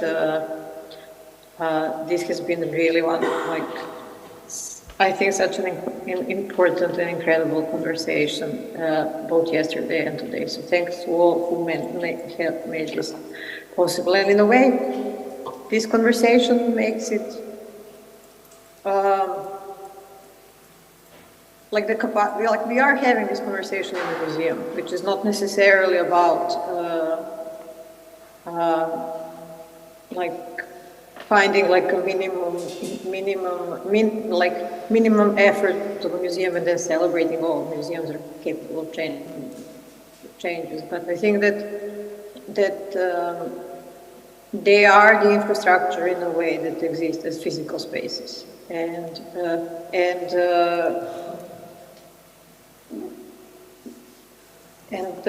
for so long, and they have been, and they are, and they have been those spaces which materially exclude, and materially exclude the conversations, bodies, objects, and they exclude them also by including them. But I have always really liked the concept of undercommons that kind of offered by Fred Moten and Stefano Harney, because it, I guess it helps me also resolve always my position in like what am I doing in the world and stuff. And for me, so much of certain understanding of the world also happened with the kind of by being a visitor in a museum, by attending attending exhibitions and conferences, being offended by them, realizing that they don't have, there is no space for me maybe there, then understanding that instead of kind of accepting this common sense that exists in Belgrade, that the reason why there is no space for like culture from our side in certain museums is because it's just not good enough or something like, you know, that actually like understanding the politics and then using the kind of that museum is one of the optical tools to see the world and understand. And art has that capacity, and being present in physical space together, which is also a museum, has that capacity. And I think that that's one of the few physical infrastructure we have to kind of to come together, and so I do kind of think it's possible to build on these temporary moments in which we break open what museum is, and through just breaking that methodology and breaking through the walls of that as a neutralizing agent, we start the potential for new forms of consciousness appears, but there is also that thing in which just the sheer existence of any infrastructure doesn't, especially cultural infrastructure, doesn't mean that it's going to be used. Even if it's like in the same street where certain population lives. And so we tend to call these people to open up the walls, the doors of an institution to the constituents that were against which these institutions are formed. We tend to use the term radical, like radical librarians, those who actually go against the rules of what library is and kind of actively actually work, not to include those who are excluded and patronizingly transform them into the good subjects of the ruling, like dominant stratification of society, but actually use this access to physical space and to some forms of knowledge is to break the hold that has on creation, so creating subordination and creating hierarchies. And I think that in what connects a lot of work today that we saw last 2 days, and the work that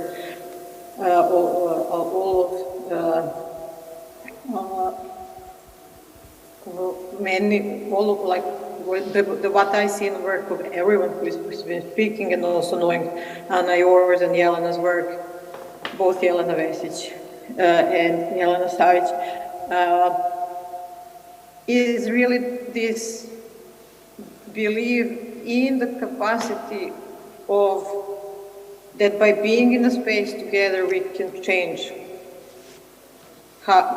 It is possible to become we. And I have in mind Jelena saying today, I can't use we in this room because there is no we in this room.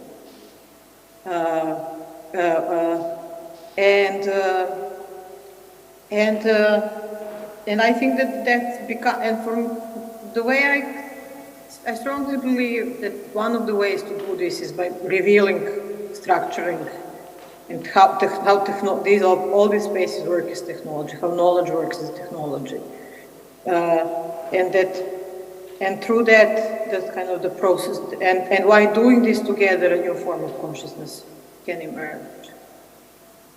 So the whole. I think that's kind of thinking constantly how a museum can be an institution that is in the lineage of thinking that's, goes from Fanon to Paulo Freire to bell hooks, like emancipatory space. And that these moments that are transformative are not packageable into commodities, and I think that's also great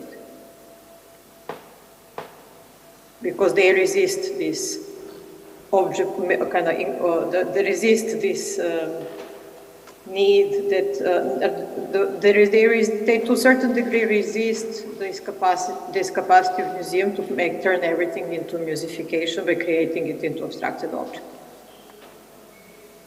Okay, thanks, Dubravka. I hope this makes sense. I have a hard time following Jelena because the Zoom broke, and also I have a really bad headache. So I apologize. It was just a stream of consciousness that didn't go anywhere. Sorry, I didn't get what? Your presentation was fantastic. I got back to it because yesterday I had a really difficult time here with hearing you. And I was just doing the same now, Anna, that I'm not sure if I responded to Jelena's question because there was like constant break into the Zoom. You're having difficulties now? Yeah, I'm not...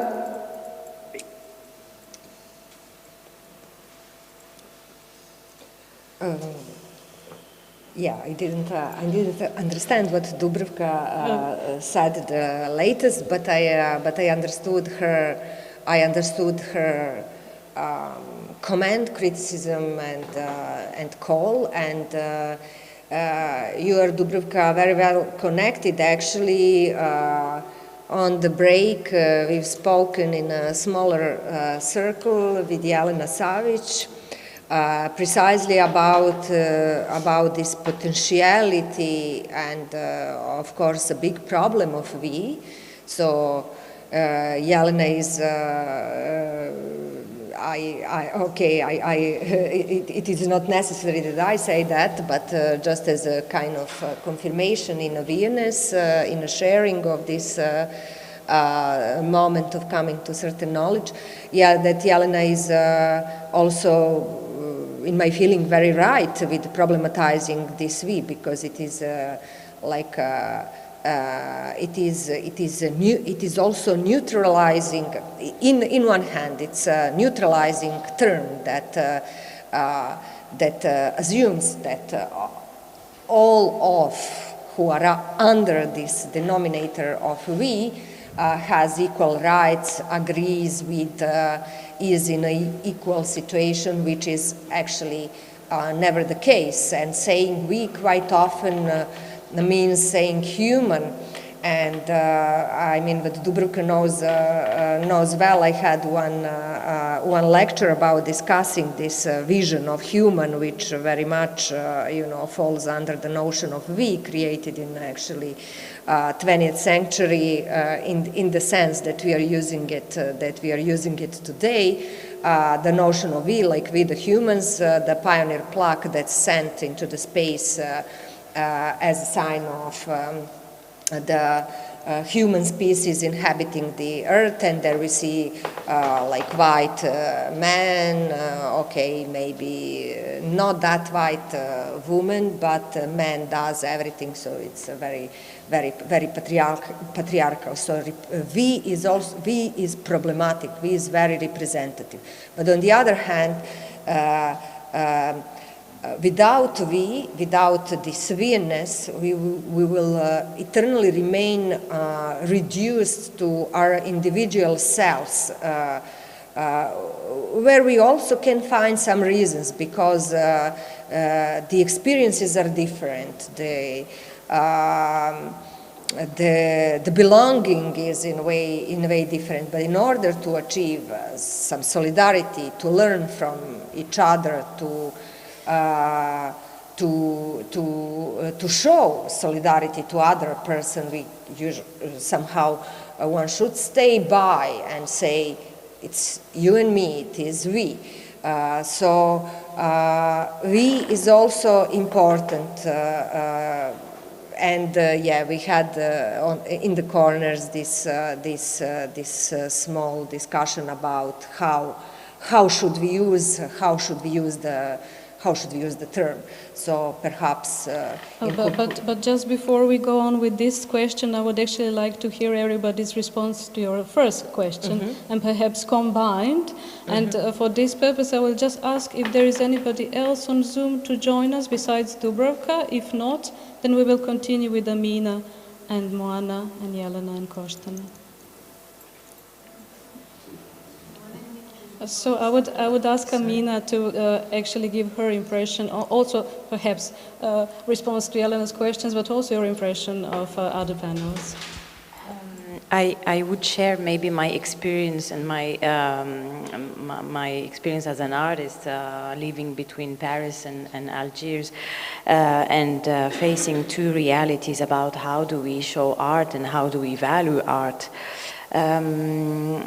I think that everything is connected to the politics and to the economy, and political economics in terms of strategy and in terms of stakes and in terms of visibility and how do we value our production of art and production of aesthetics. By aesthetics, I mean also cinema, theater, music, what is all related to the culture, also adding literature. Just like to, I wouldn't make a comparison between the Western countries to talk about the way that they are running their museums. Of course, it's really imperialistic and it's really selective. But there is also a responsibility to connect these art with the territory, the notion of art with territory, and also the notion of art with humanity. And then we can question the relationship with the dignity. How do we value our art? How do we show it? How do we connect it to the economical sphere? This is connected to maybe our respective countries and the way that the Western countries are much more rich in terms of having the capacity to organize art fairs, to organize museum exhibition, to have a very strong cultural programs, to connect with other cultural outfield, with the cinema, theater, music, literature, and to have just like more people who do curatorial art, who do criticism, through magazines, it's just like well developed, unfortunately, because they keep having roots from their previous history of domination, and they have already like an advance, I would say. But we shouldn't be ashamed or having any problems also, because what happened, we should like take in knowledge or just be aware about our past. The non-alignment movement was also respond about this Western domination and this way of not being aligned to what is happening in the USA and what's happening also in the East or the West or the North or the South. So we can also take part of this debate in a way that we should be aware that it is happening like this. It's difficult to change the system of this museum acquisition of art, and how do they hire curators. I know that in Centre Pompidou, for example, they have curators for the MENA region, which is like Middle East and North Africa. They have curators for Asia, they have curators for South Africa, they have curators for African art, and the same, they have a committee in the Tate Museum with like different regions, and for them it's much more maybe easier and practical. But for sure, if we have to talk about the universal message of art and the way that we should share it wherever you came from, in terms of territory or in terms of location or venue or whatever, it should be universal. Because art is emotion. Art is not just related to your ground or your backgrounds or your just emotion or tribe or country or whatever your nation, where you are born. Of course it's important. It's also related to how do we communicate our emotions as humans. And in history of art, for sure it's there is like so many historians also questioning this linear and non-linear way to write history. And then we can maybe also question the linear and non-linear way to write art history. What is important, like we do value avant-garde, we do not value, for example, people who protest against climate change and taking reappropriation of this kind of hierarchization of what is valuable and what is not valuable. Like, well, I'm not encouraging any vandalism here, but it is important like to underline this value and also this polemic created just because of a painting of Van Gogh, which was vandalized by a soup of tomato. And you have two ladies, maybe they are young, maybe they also question something very important, like what is valuable?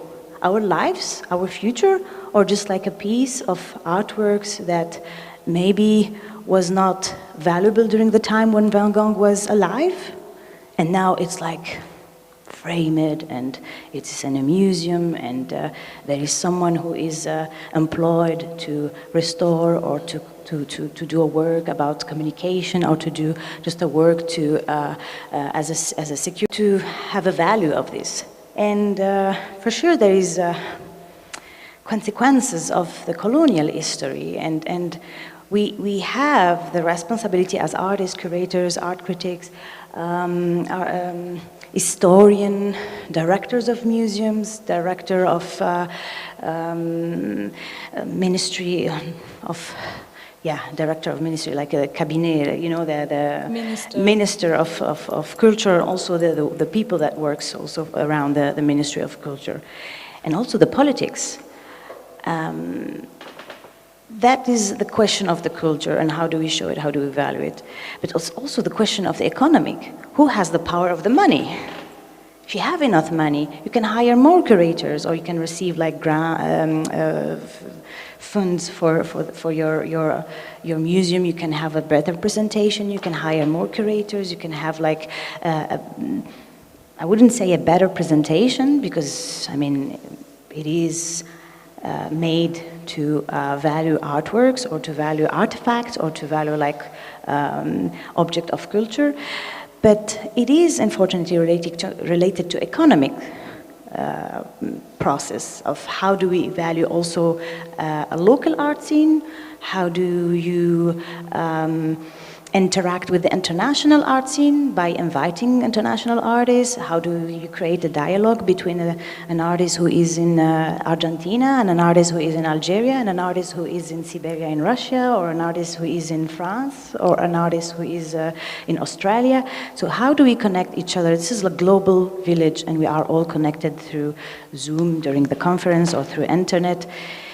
This is important to have it in mind, to play with it, because unfortunately it's like also a game. There is many speculation, also economical speculation during the auctions, during the valuable artworks, and we have to be aware of this.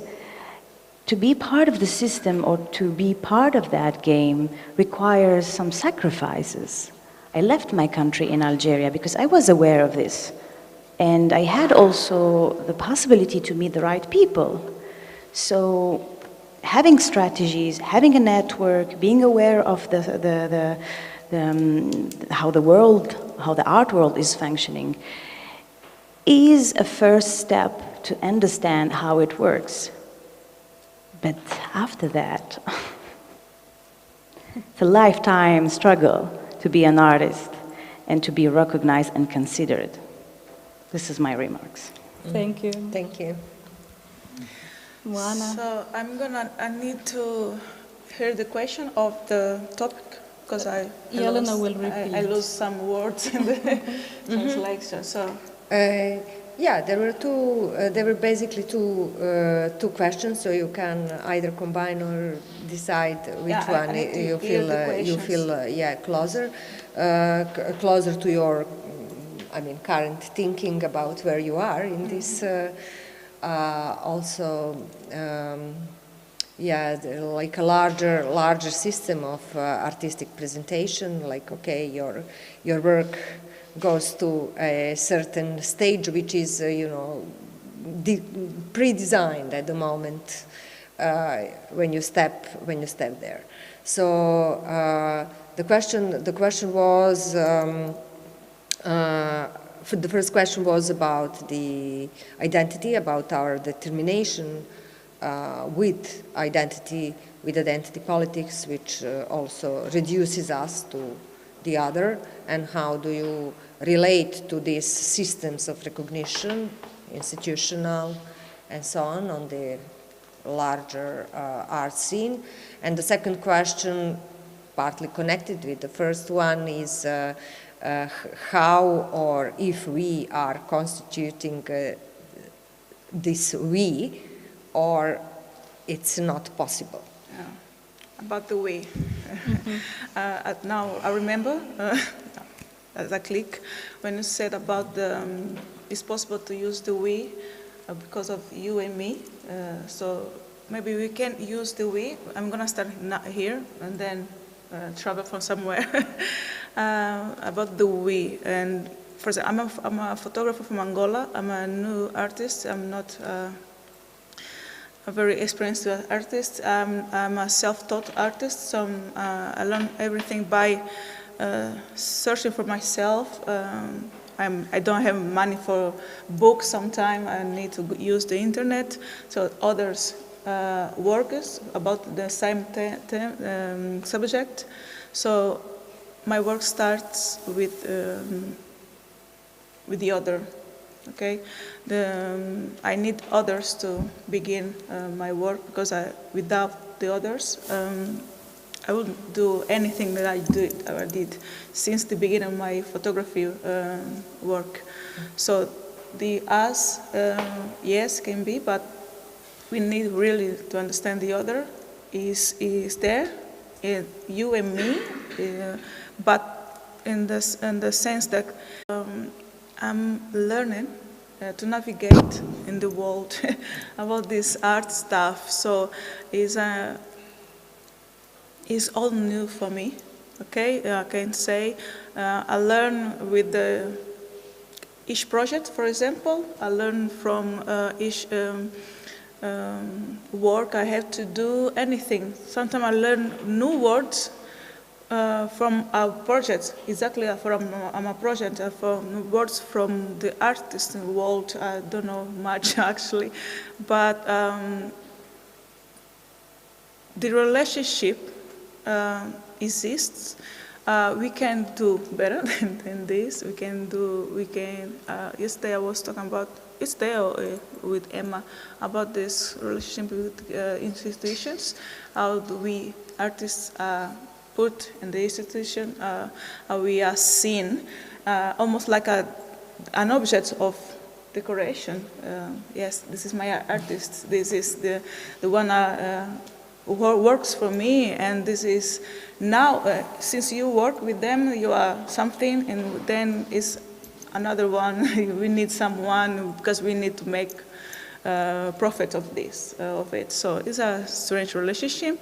And I said, Emma, yes, maybe we need the space, the institutions, but the relationship needs to get better, can be better actually. It's like a kind of relationship. If you respect the other side, the you and me can make us, and we can be all one. Actually, not one disappearing and do us, but we are a community, so we need to see this as a community, and community respect themselves. Community just exists because of respect, actually. If I don't respect you, I can kill you anyway. I don't care about you, but if you respect, the community exists and it continues, and this what I feel. I don't know if I answer anything about you or what you asked, but yeah, you this did. Is okay. Yeah, of course. Thank you. Thank you. And Jelena? Yes, so these are kind of tricky questions, this political stuff. First, there is this politics of identity. It's always on the agenda, so you have to address it. So for me as a Roma, it's very difficult to deal with this because it's usually a negative connotation when people speak about politics of identity, either from the right or from the left. So nobody likes politics of identity. Basically, I would just, when I think about it, I would just say that it's, for me, politics of identity means that I have to define myself as Roma, because it's not because I defined myself, but because like the world defines me as such. And this is something that I come into this world, which is already predefined with these categories, and you cannot avoid them. And in that sense, I have to deal with them. So basically, I have to deal with my Roma identity, because every time when I enter into the store, people start to speak with me in English, because I don't fit to the idea of like Serbian citizen or whatever. So they recognize certain kind of difference. And all the time when I'm like in the bus, I hear every day, I hear some comment about Roma, gypsies, dirty, this or that, or blah, blah, blah. On my schooling was such, I had to deal with this from early age, when people screamed, like children in a kindergarten screamed, "Oh, you're gypsy, you're dirty," or whatever, and stuff like that. So it's so now I'm trying to think about politics of identity in a way that it's a necessary thing in which you have to like simply engage. And it's a privilege if you don't have to. And the thing that you don't have to think about your non-Roma identity, that you don't have to deal with this, it's because you live in a system which doesn't make it an obstacle for you. And that's why I have to deal with it, because everything is set on the standards so that your non-Roma, your Gajo identity doesn't obstruct anything for you. So in that sense, this is one part of the answer that I would say it's a necessary thing to deal with. But on the other hand, Roma movement, especially now, has after 20 years of certain activism and stuff like that, so that people have this idea of being proud Roma. So what does it mean to be proud Roma?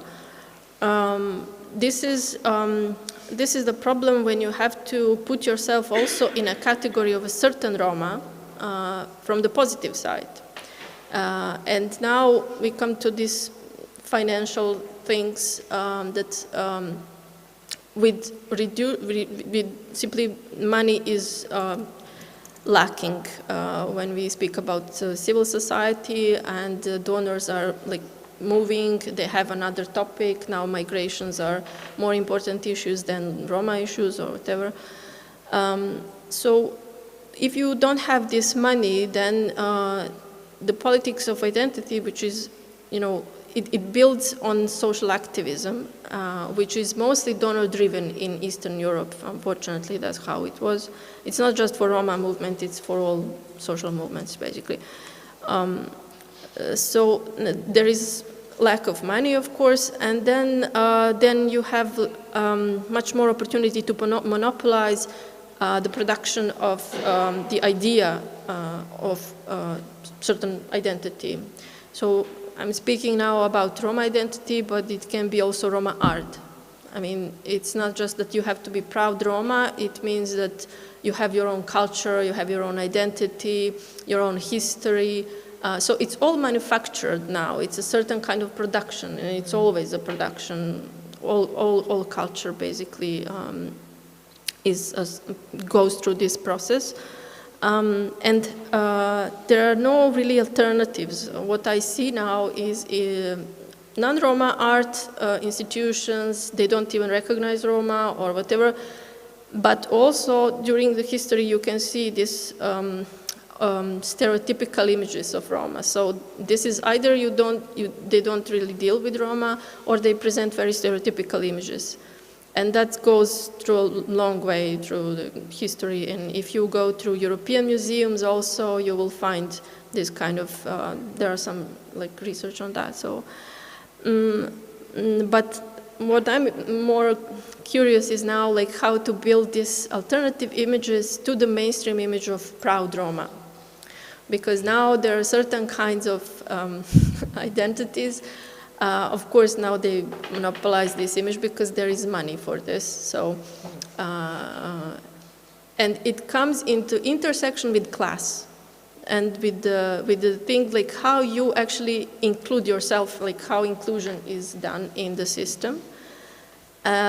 So you get included easier if you're part of the mainstream discourse. So if you're part of neoliberal capitalism, of like very heteronormative, business-oriented person, success role model, entrepreneurial artist who goes, like, and very ethnocentric. So in a sense that you present very stereotypical images of Roma yourself. So you produce basically, I don't know, like horses, wilderness, I don't know, some kind of pastoral images. And this is something that's kind of like, oh yeah, this is Roma art or whatever. It's very good, identity, Roma identity. But so there is a need to resist this kind of categorizations from all different sides. And I'm just trying to like catch into this money, like financial moment is very important. And I mean, there are these Roma production when on one side you can see like very poor image of a very poor, dirty Roma person, and on the other hand, there is this successful, like very fancy dressed person who is like successful Roma artist or whatever, and it's like deeply classist image. Yeah. So if you want to get into this being accepted, then you accept it into this classist neoliberal model. So you have to be careful in that sense. I'm just trying to figure out how to do this still, because then you're not a good Roma, and your art also cannot really diverge much. So, So that's what I wanted to say, and yeah, and the other thing is that these are glorified images about your nationality, about your nation. So either, like, it can be that now we are in a museum of African art, and this is because we as Serbians are very proud, very freedom-oriented, very supportive, and all these kind of like glorified images. And this is what institutions of art do, actually. So that's not just for majority, it's also for Roma. And when I'm seeing this, it's not just in art, it's also in production of history, in production of knowledge. There is no critical stand towards Roma activism or, I don't know, whatever Roma did. So there is this like lacking of critical thinking. And this is what I'm worried about. So, no, these glorified images that institutions of culture do, even when Roma enter the institutions of culture, when they get their own institutions of culture, they might get into the same, patterns. So the main challenge in that sense would be to make institutions free and open and in a sense available. So art has to be available, and because I'm afraid of this, that it will happen in this museum also. Because now we are sitting here, it's very much free, you can access, you don't have to pay, it's all this, I'm just thinking is a space of freedom in this, at this moment. And but at a certain point, I'm thinking that it will become a political interest and economic interest to make this museum more commercial, to make it more, to make it less of a public good. So this is a kind of challenge that I think all institutions of culture will have to face, and especially with migrations, when people from Africa will just will not be able to live. I mean, it's going to be a disaster because of ecological catastrophe, and migrations are going to be very intense. I mean, this is what we already know. And this kind of like migrations lead to, politics will have to be developed, and this place, this museum, I believe, would become more intense, place of more intense politics in that sense. So, yeah, so this is something that I think all institutions under neoliberal capitalism and pressure will have to deal with this challenge, how to make culture available, more available, and at the same time to make it more open to criticism and to make it fluid and not to preserve things and to resist any kind of criticism, not to reflect and to make it glorified images of ourselves or whatever. So being not fragile institutions, that's something that, that's something I wanted to say. And about we, so because I have 20 years of activism in feminist organizations and left, I mean, a little bit of left, they didn't allow me, the Serbian left didn't allow me because of politics of identity, because I'm Roma. And it's, because on the left you believe that, of course, class defines everything, and Roma identity is just an obstacle to think actually about class. I mean, silly, but that's how they think. So after 20 years, what I realize is that we is very, very problematic in a sense that it doesn't ever get to be what we think it will be. And it will always, there will always be some excess, some difference that we have to deal with. So the main challenge there always was fragility. So people cannot really openly speak about this. and say, yes, there are differences, and not to presuppose in advance that this we is always, everything is good, we're always, you know, happy, nice family, community, whatever. So in advance, I think we should think how there will be some problem, there will be some difference that we will have to deal with. And my main issue with Serbian feminists was this, that they didn't want to talk about anything. It was just rejecting all kinds of criticism, and there was no possibility for any kind of dialogue. So mainly this fragility. And the other thing is that I became very pessimistic in that sense, and there is this convergence theory, convergence of interest theory, that Derek Bell spoke about, and he said that the only time when black people will succeed in you know, pursuing their interest is when this interest is converged with the interest of white people. And in my experience, like, that became like a little bit of true. I don't know.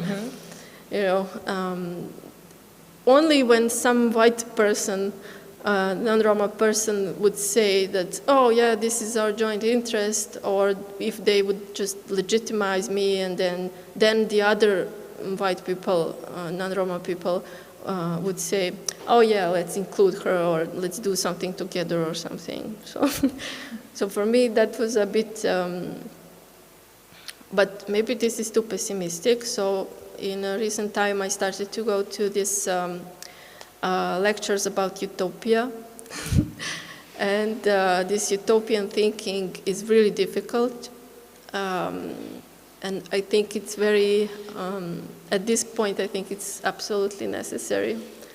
So I think maybe, you know, especially for the art, culture and art, because it gives you this space of creation of something that doesn't exist, but might, I mean, in your imagination at least. So. Maybe this is why I like to create world ideas, like the Guardians, for example. I feel the need to create a world where I'm free, so I invent the world just to, yeah. What about the utopia? Koštana?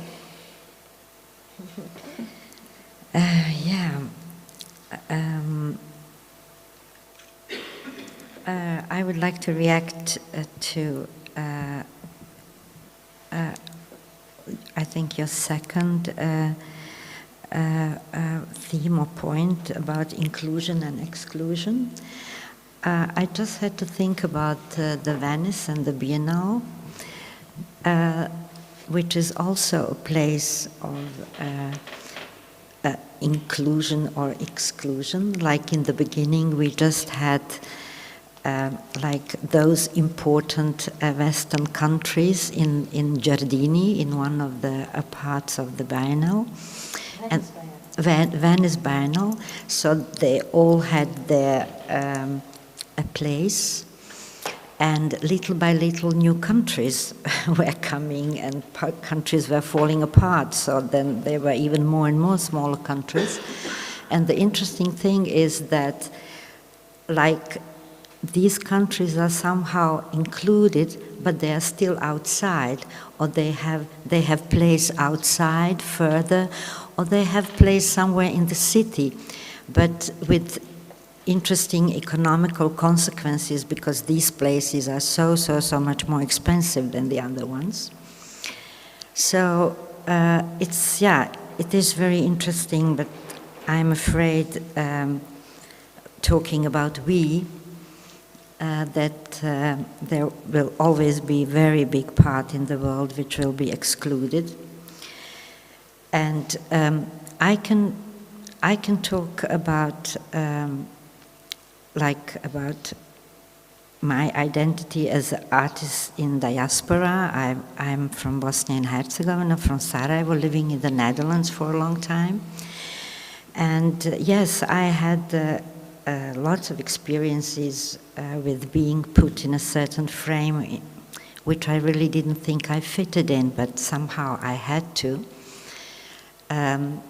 During the last war in Bosnia and Herzegovina, and also talking about your like a fashion of interest, there was a period of time we were very interesting, but I couldn't say we because yes, I was born in Bosnia and Herzegovina, but I was just too early in the Netherlands. I left my country too early before the war, so I didn't really fit in that part which was interesting artists. But also these artists had to speak about the conflict, otherwise they were not interesting, because there was a kind of a formula. Okay, Bosnia and Herzegovina interesting, Sarajevo even the most interesting, but of course then you had to speak about certain things we want to hear. And my drawings were very, very abstract drawings, which somehow fitted much more to a Dutch modernist than to like Yugoslav conflict. So yes, I dealt with many of these fashion interests, and we see that also nowadays that, for instance, suddenly enormous focus of Ukraine artists, Ukraine filmmakers, like they're welcome everywhere to all festivals. All festivals are opening their arms, even those who never ever screened any film, even not from Eastern Europe. Let's not even mention Ukraine. So yes, it is interesting, and it is a very difficult system, always being somehow framed and put in pre-designed position. Personally, I think what we can do maybe as individual artists is being some kind of a parasite. You have to be you have to function in the system, you have to be in the system because you can't be outside of it. But perhaps you can be kind of small parasite, like a worm in an apple, and make your tunnels. So just to give you an example, maybe being professors at the art academies, as I did, or getting positions as a commission member in the art centers, in which you can have your voice and have the possibility to introduce maybe different aesthetics or different interests. So this is the only way how I see it at the moment, like small steps, but maybe once they can be bigger than they look at the moment. So it seems we have some kind of proposition, so we don't have to end up on a sad note, like a bit depressing note. Okay, there is so many reasons to like remain in this state of being depressed, but we can say that we can imagine ourselves in a like a more than human scale of a worm, and who takes unexpected paths, and these are also organic paths and not like technicistic, like administrative and so on. So these are also paths that we are doing with our body, with our senses, and not that much with the technology. So like we are not driven with the capitalism in a way, though we are in some kind of consumption, the consumption product. We are part of it. So we're not outside, we are inside, but we are doing these strange paths. But in another hand, because as humans, we have this also need to feel like very, very capable, not only to move, but also to dream about worlds, about the possibilities. We should then all try to find as much as possible of utopian lessons and utopian story-making communities of builders with, this also historical experience that we cannot only dream about a better world or kind of create an abstract utopian detached clouds of speculative possibilities, but that it is also very important to think about like concrete materialist as possibilities how to get there. From previous historical Marx criticism of Fourier, but this is very difficult. No, it's not difficult. I just want to say something. Look, in a sense, like when people think about utopias, they think, oh, it's something imaginary that we'll never going to reach and stuff. When I think from my own experience, like how it looked like, what is like really small things that you can do using your privileges within the system for the people who cannot reach that. I mean, the fact that I'm sitting here is just like somebody called me, like Anna and Emilia and all these people. I mean, they called me to talk because they had a space, they had a platform, and they called me and then I'm talking. And it didn't happen for 20 years. You understand? So it's it doesn't have to be something, I don't know what. It's just like within the system, even though you don't think about yourself having like so huge privileges that you're, I don't know, like director of some big institution, whatever. But within the system, you have certain little power that you can benefit to somebody, promote somebody, tell their name, use their work, just like support them in some small ways. And I think it's a very human thing to do, and it's just basic necessity that we need to do in a context in which everybody should, be against each other, fight for your own position, and like it's a very radical thing to do actually in the context of neoliberal capitalism.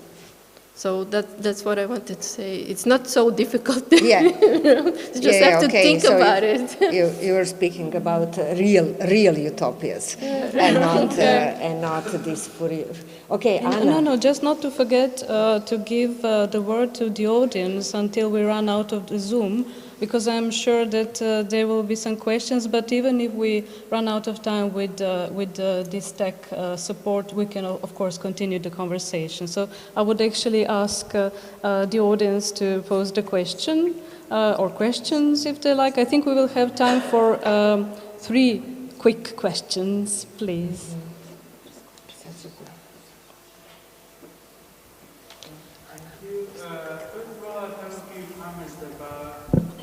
About identity politics.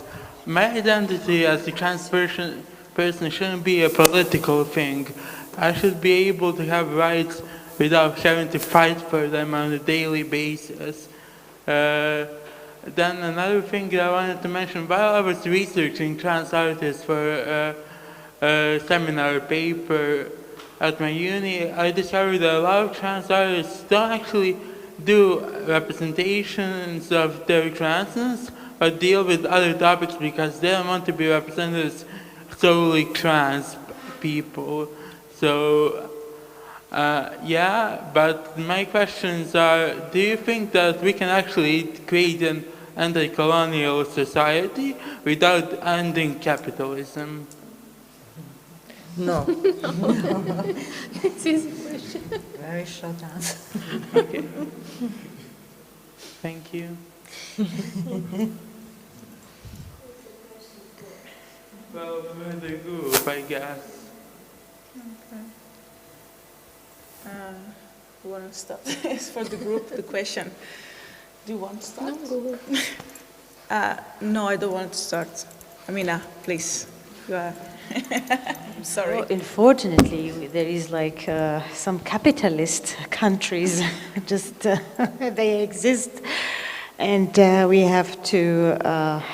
as I said earlier, it's a question of power and positions and also ethics, and we have also to have our role in this world to somehow like impose our positions. For sure, we cannot build an anti-colonial society without being anti-capitalist, but now there is maybe new ways to analyze capitalist societies, and I think that inside capitalist societies you have communist political parties, you have socialist political parties.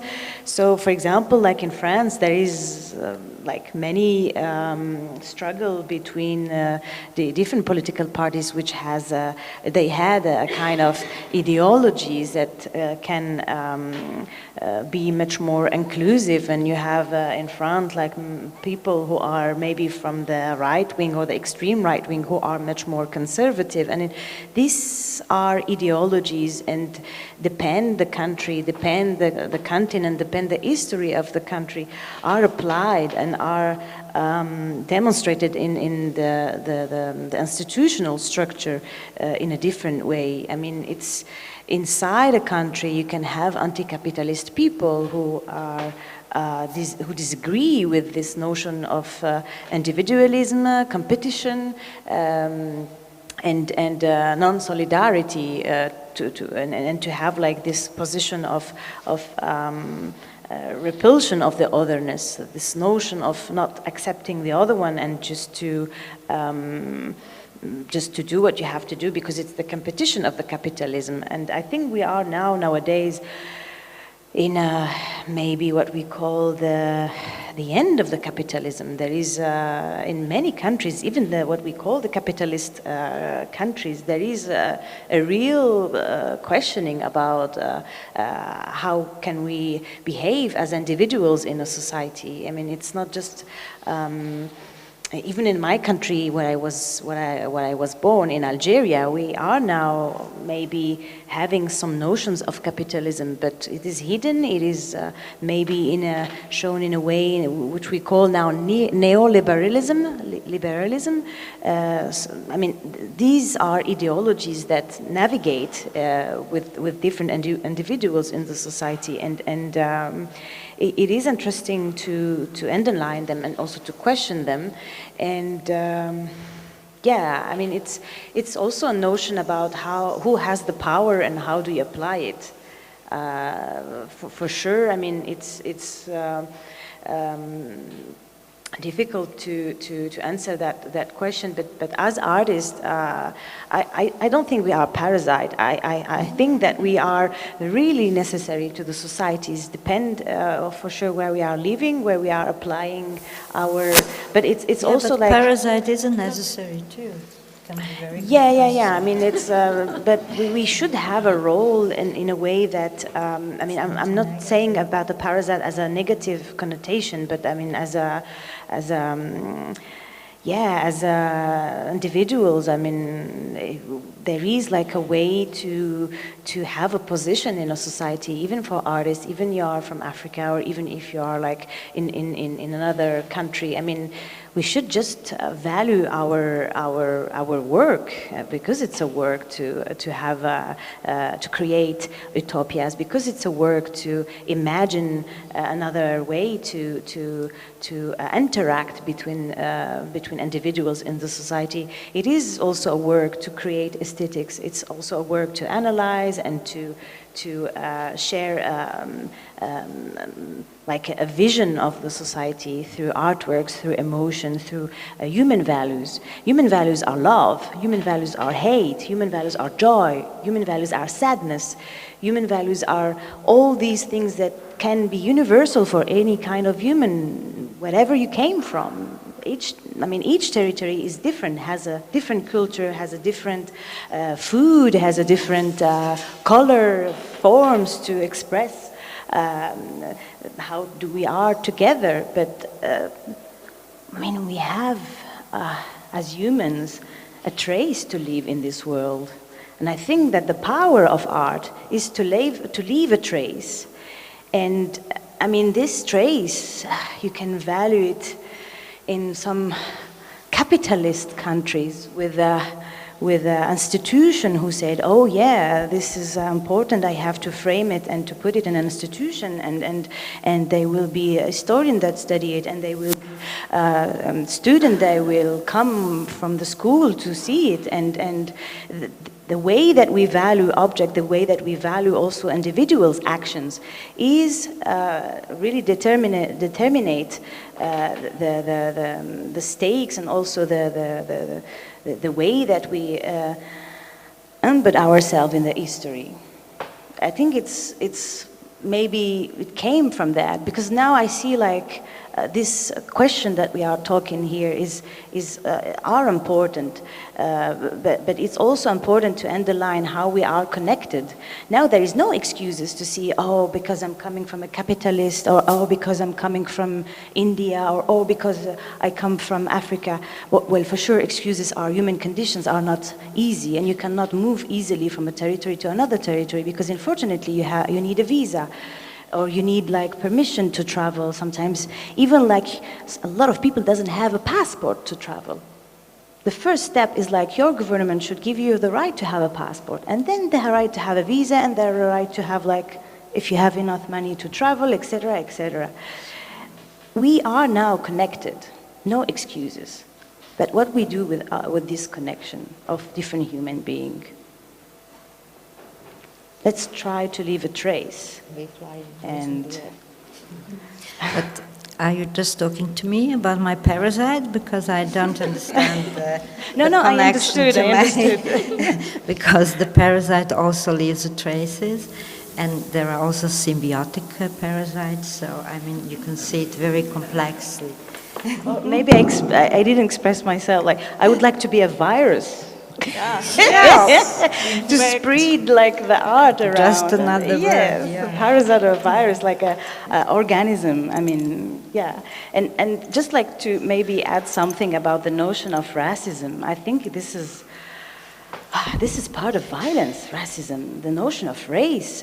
We can speak about the notion of race between a cow, a monkey, a donkey, a fish, or a human being. This is like a classification of race. But between human beings, we have the same organism.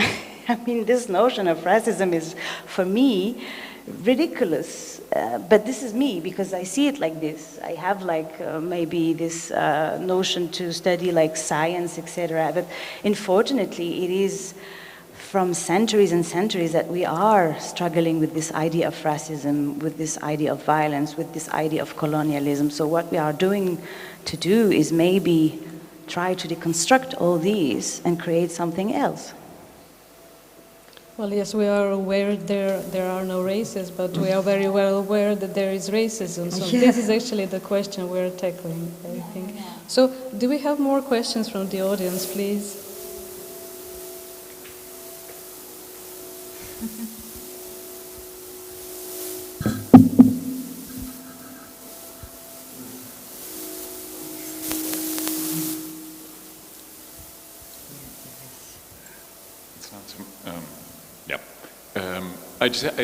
I would love to say thank you to everybody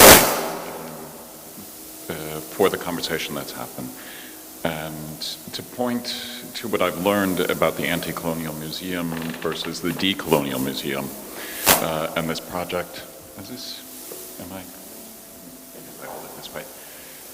It seems to me that one of the things that we've been looking at is the way that, and I just want to make an observation right now about race, that in the Linnaean categories, race doesn't even come up. Kingdom, phylum, class, genus, species. Race is something that's a construct outside of things.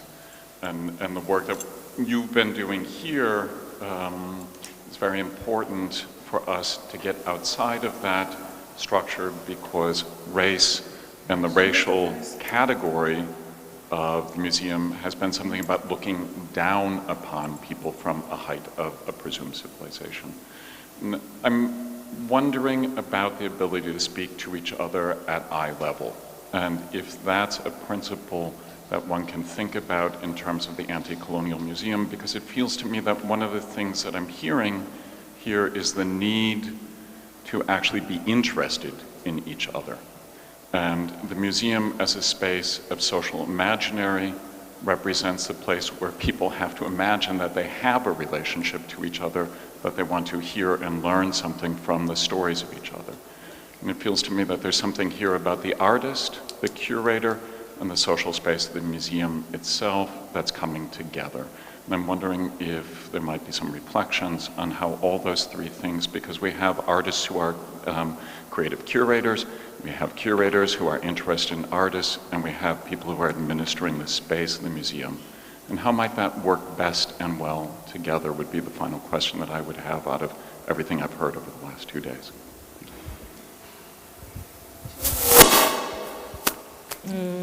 For whom is the question? Sorry, or is it for everyone? For anyone. What's the question? I couldn't hear. The question is actually how does artist, curator and social space that museum is come together, and perhaps we can elaborate on this, because from the impression that Randall had from this conference that we are speaking with interest in each other on an eye level. So this interest shows, and also the interest of curator and the art of the artist, the interest of artists to be in a way in collaboration, and also the interest of all of them to be within the space that museum is. So if you have some elaboration on this, how that could work, this kind of interaction. She's translating, she's saying the words for me in Portuguese because I need.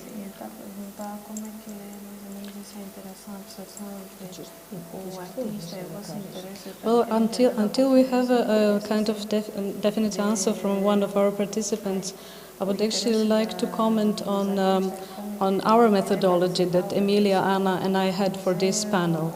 And I think that there is a very kind of artificial division between artwork, art labor, theoretical work and curatorial work, and all of this kind of also within the setting of the museum. And the very reason that we actually decided, although we called it an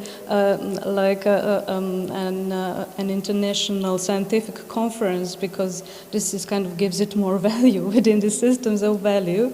Our methodology and our focus was not specifically on science, but it was also on different ways of producing knowledge.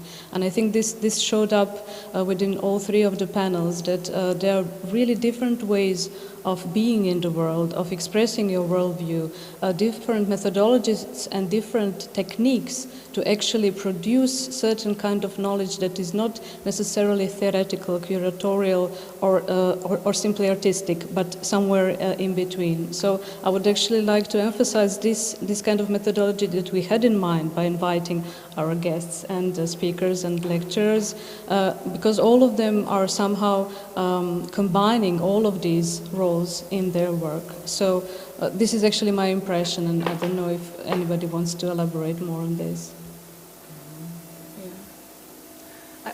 I'm gonna speak about the museum and why the relationship between the museum, the institution, and the artists. But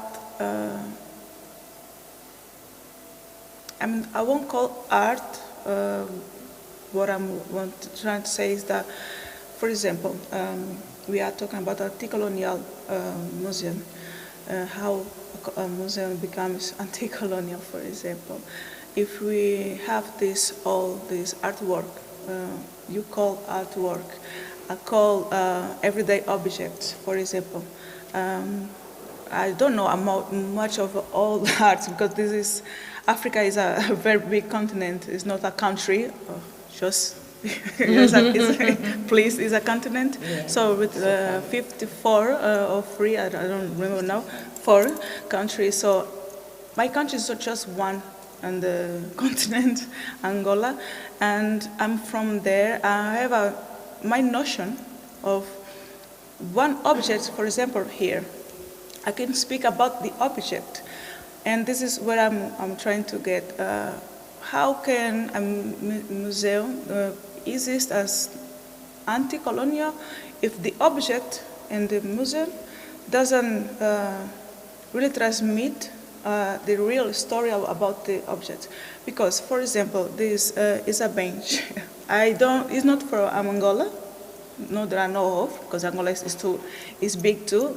We have lots of the cultures, but a bench is an everyday object for the place it comes from, and it's in a museum. Is out of the context of the original, so it's out of the place of belonging, and now here we hear a story about the object without the real person that knows the object is not speaking.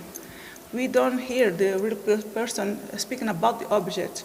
Like I'm here in Belgrade and I'm seeing everything, and I'm leaving to my country and say, I won't ask anyone about what I see. I just will see, understand what I want, and say, oh, Belgrade is this, that, and whatever, without asking people in Belgrade about the food. What is the food? How it's made? And I'm gonna tell a story about Belgrade from my point of view without asking people of Serbia, of Belgrade, for example, about the history, about anything.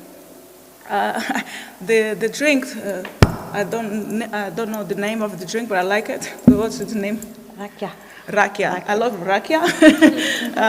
The honey one, for example, the honey. I could take rakia home and tell the story about rakia all by myself without asking Serbian people about the drink, and say, oh, this is a really good drink there. They made of this and that, and become true. So we need to act in the world.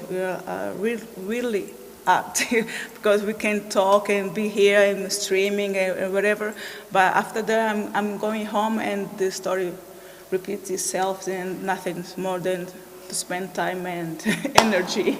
I don't know if this is an answer. Sometimes I lose myself in my words, so I'm sorry.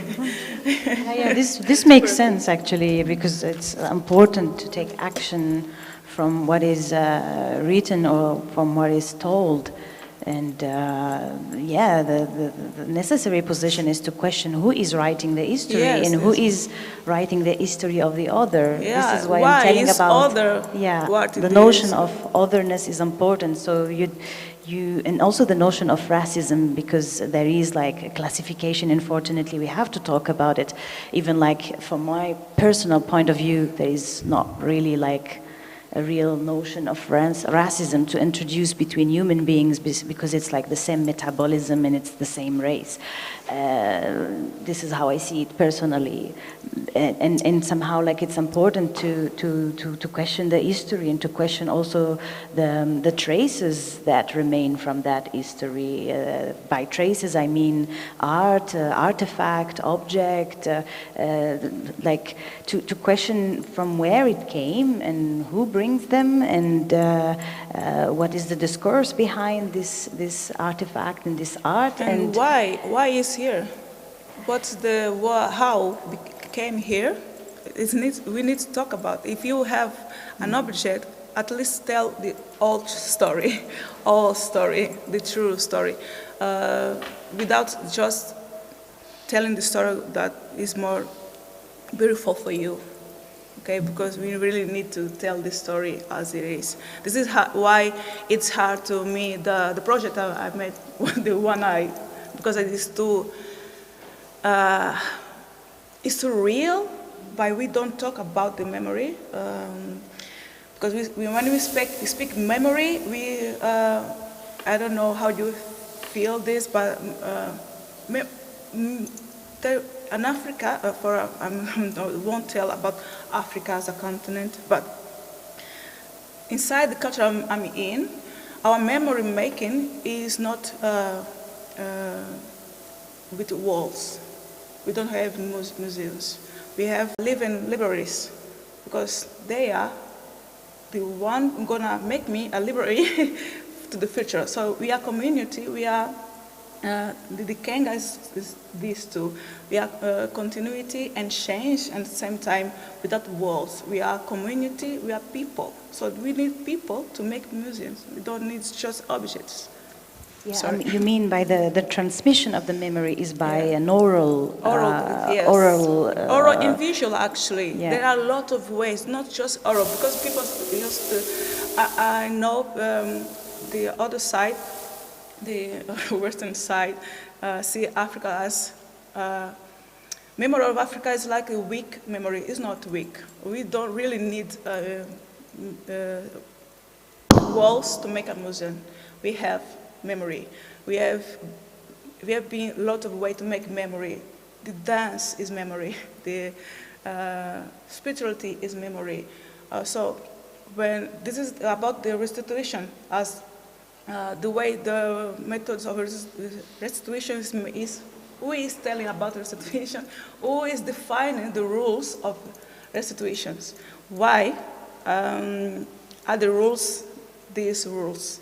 Because, for example, the work I had with, I'm sorry to be, the work I had with this last one, the Goethe Institute for the German Museum, made me think about how I would like to receive a lost object. I think that I would like to decide myself how I want to receive.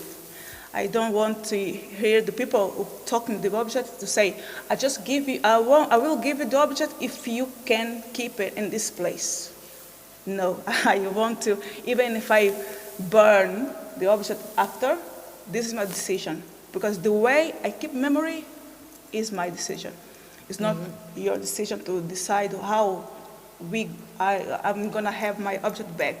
So this is what I would like to really ask the people who are gonna receive the object, how they want to. They don't need to make a beautiful way to show the object. They don't even have to show or to keep in the colonial way of keeping memories. Maybe they will make a place for that. Maybe they won't. Maybe they will use the object and, for example, go to the place and show again the object. It's back, the object. This is why I made the video of our, as a place of, it's called a place of belonging, because now the object returns for the place where it should be. So it now makes sense because it's in the place where it should be. I'm sorry, I'm talking too much. No, I think this is a perfect point, and this should really actually, I think, even wrap up our conversation, because what you're saying, it really matters. Don't talk on someone else's behalf. Yes. And don't judge how someone's history, memory, and interpretation will be framed. Yeah. So I will use the opportunity, if we don't have any more questions from the audience, to thank you from the bottom of my heart for your presentations, for your participation. It was really heartwarming to hear you during these 2 days. And thank you for inviting us and giving us this space of voice and freedom to express our voices and our freedom. Thank you. So thank you, everyone, audience included. Without you, we wouldn't be here. Especially audience who sits for the children. And technical crowd. And techniques as well. Mislim da će te interesovati, pogledaj malo i srce. Na srce vas. Dubravka je poslala srcem van.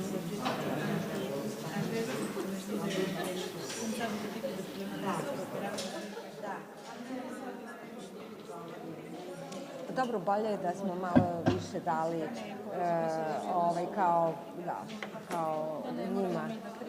Pa ne to nego...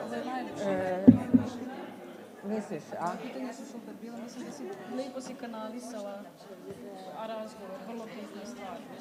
I super je što si napravila onaj odmjer na savremenu.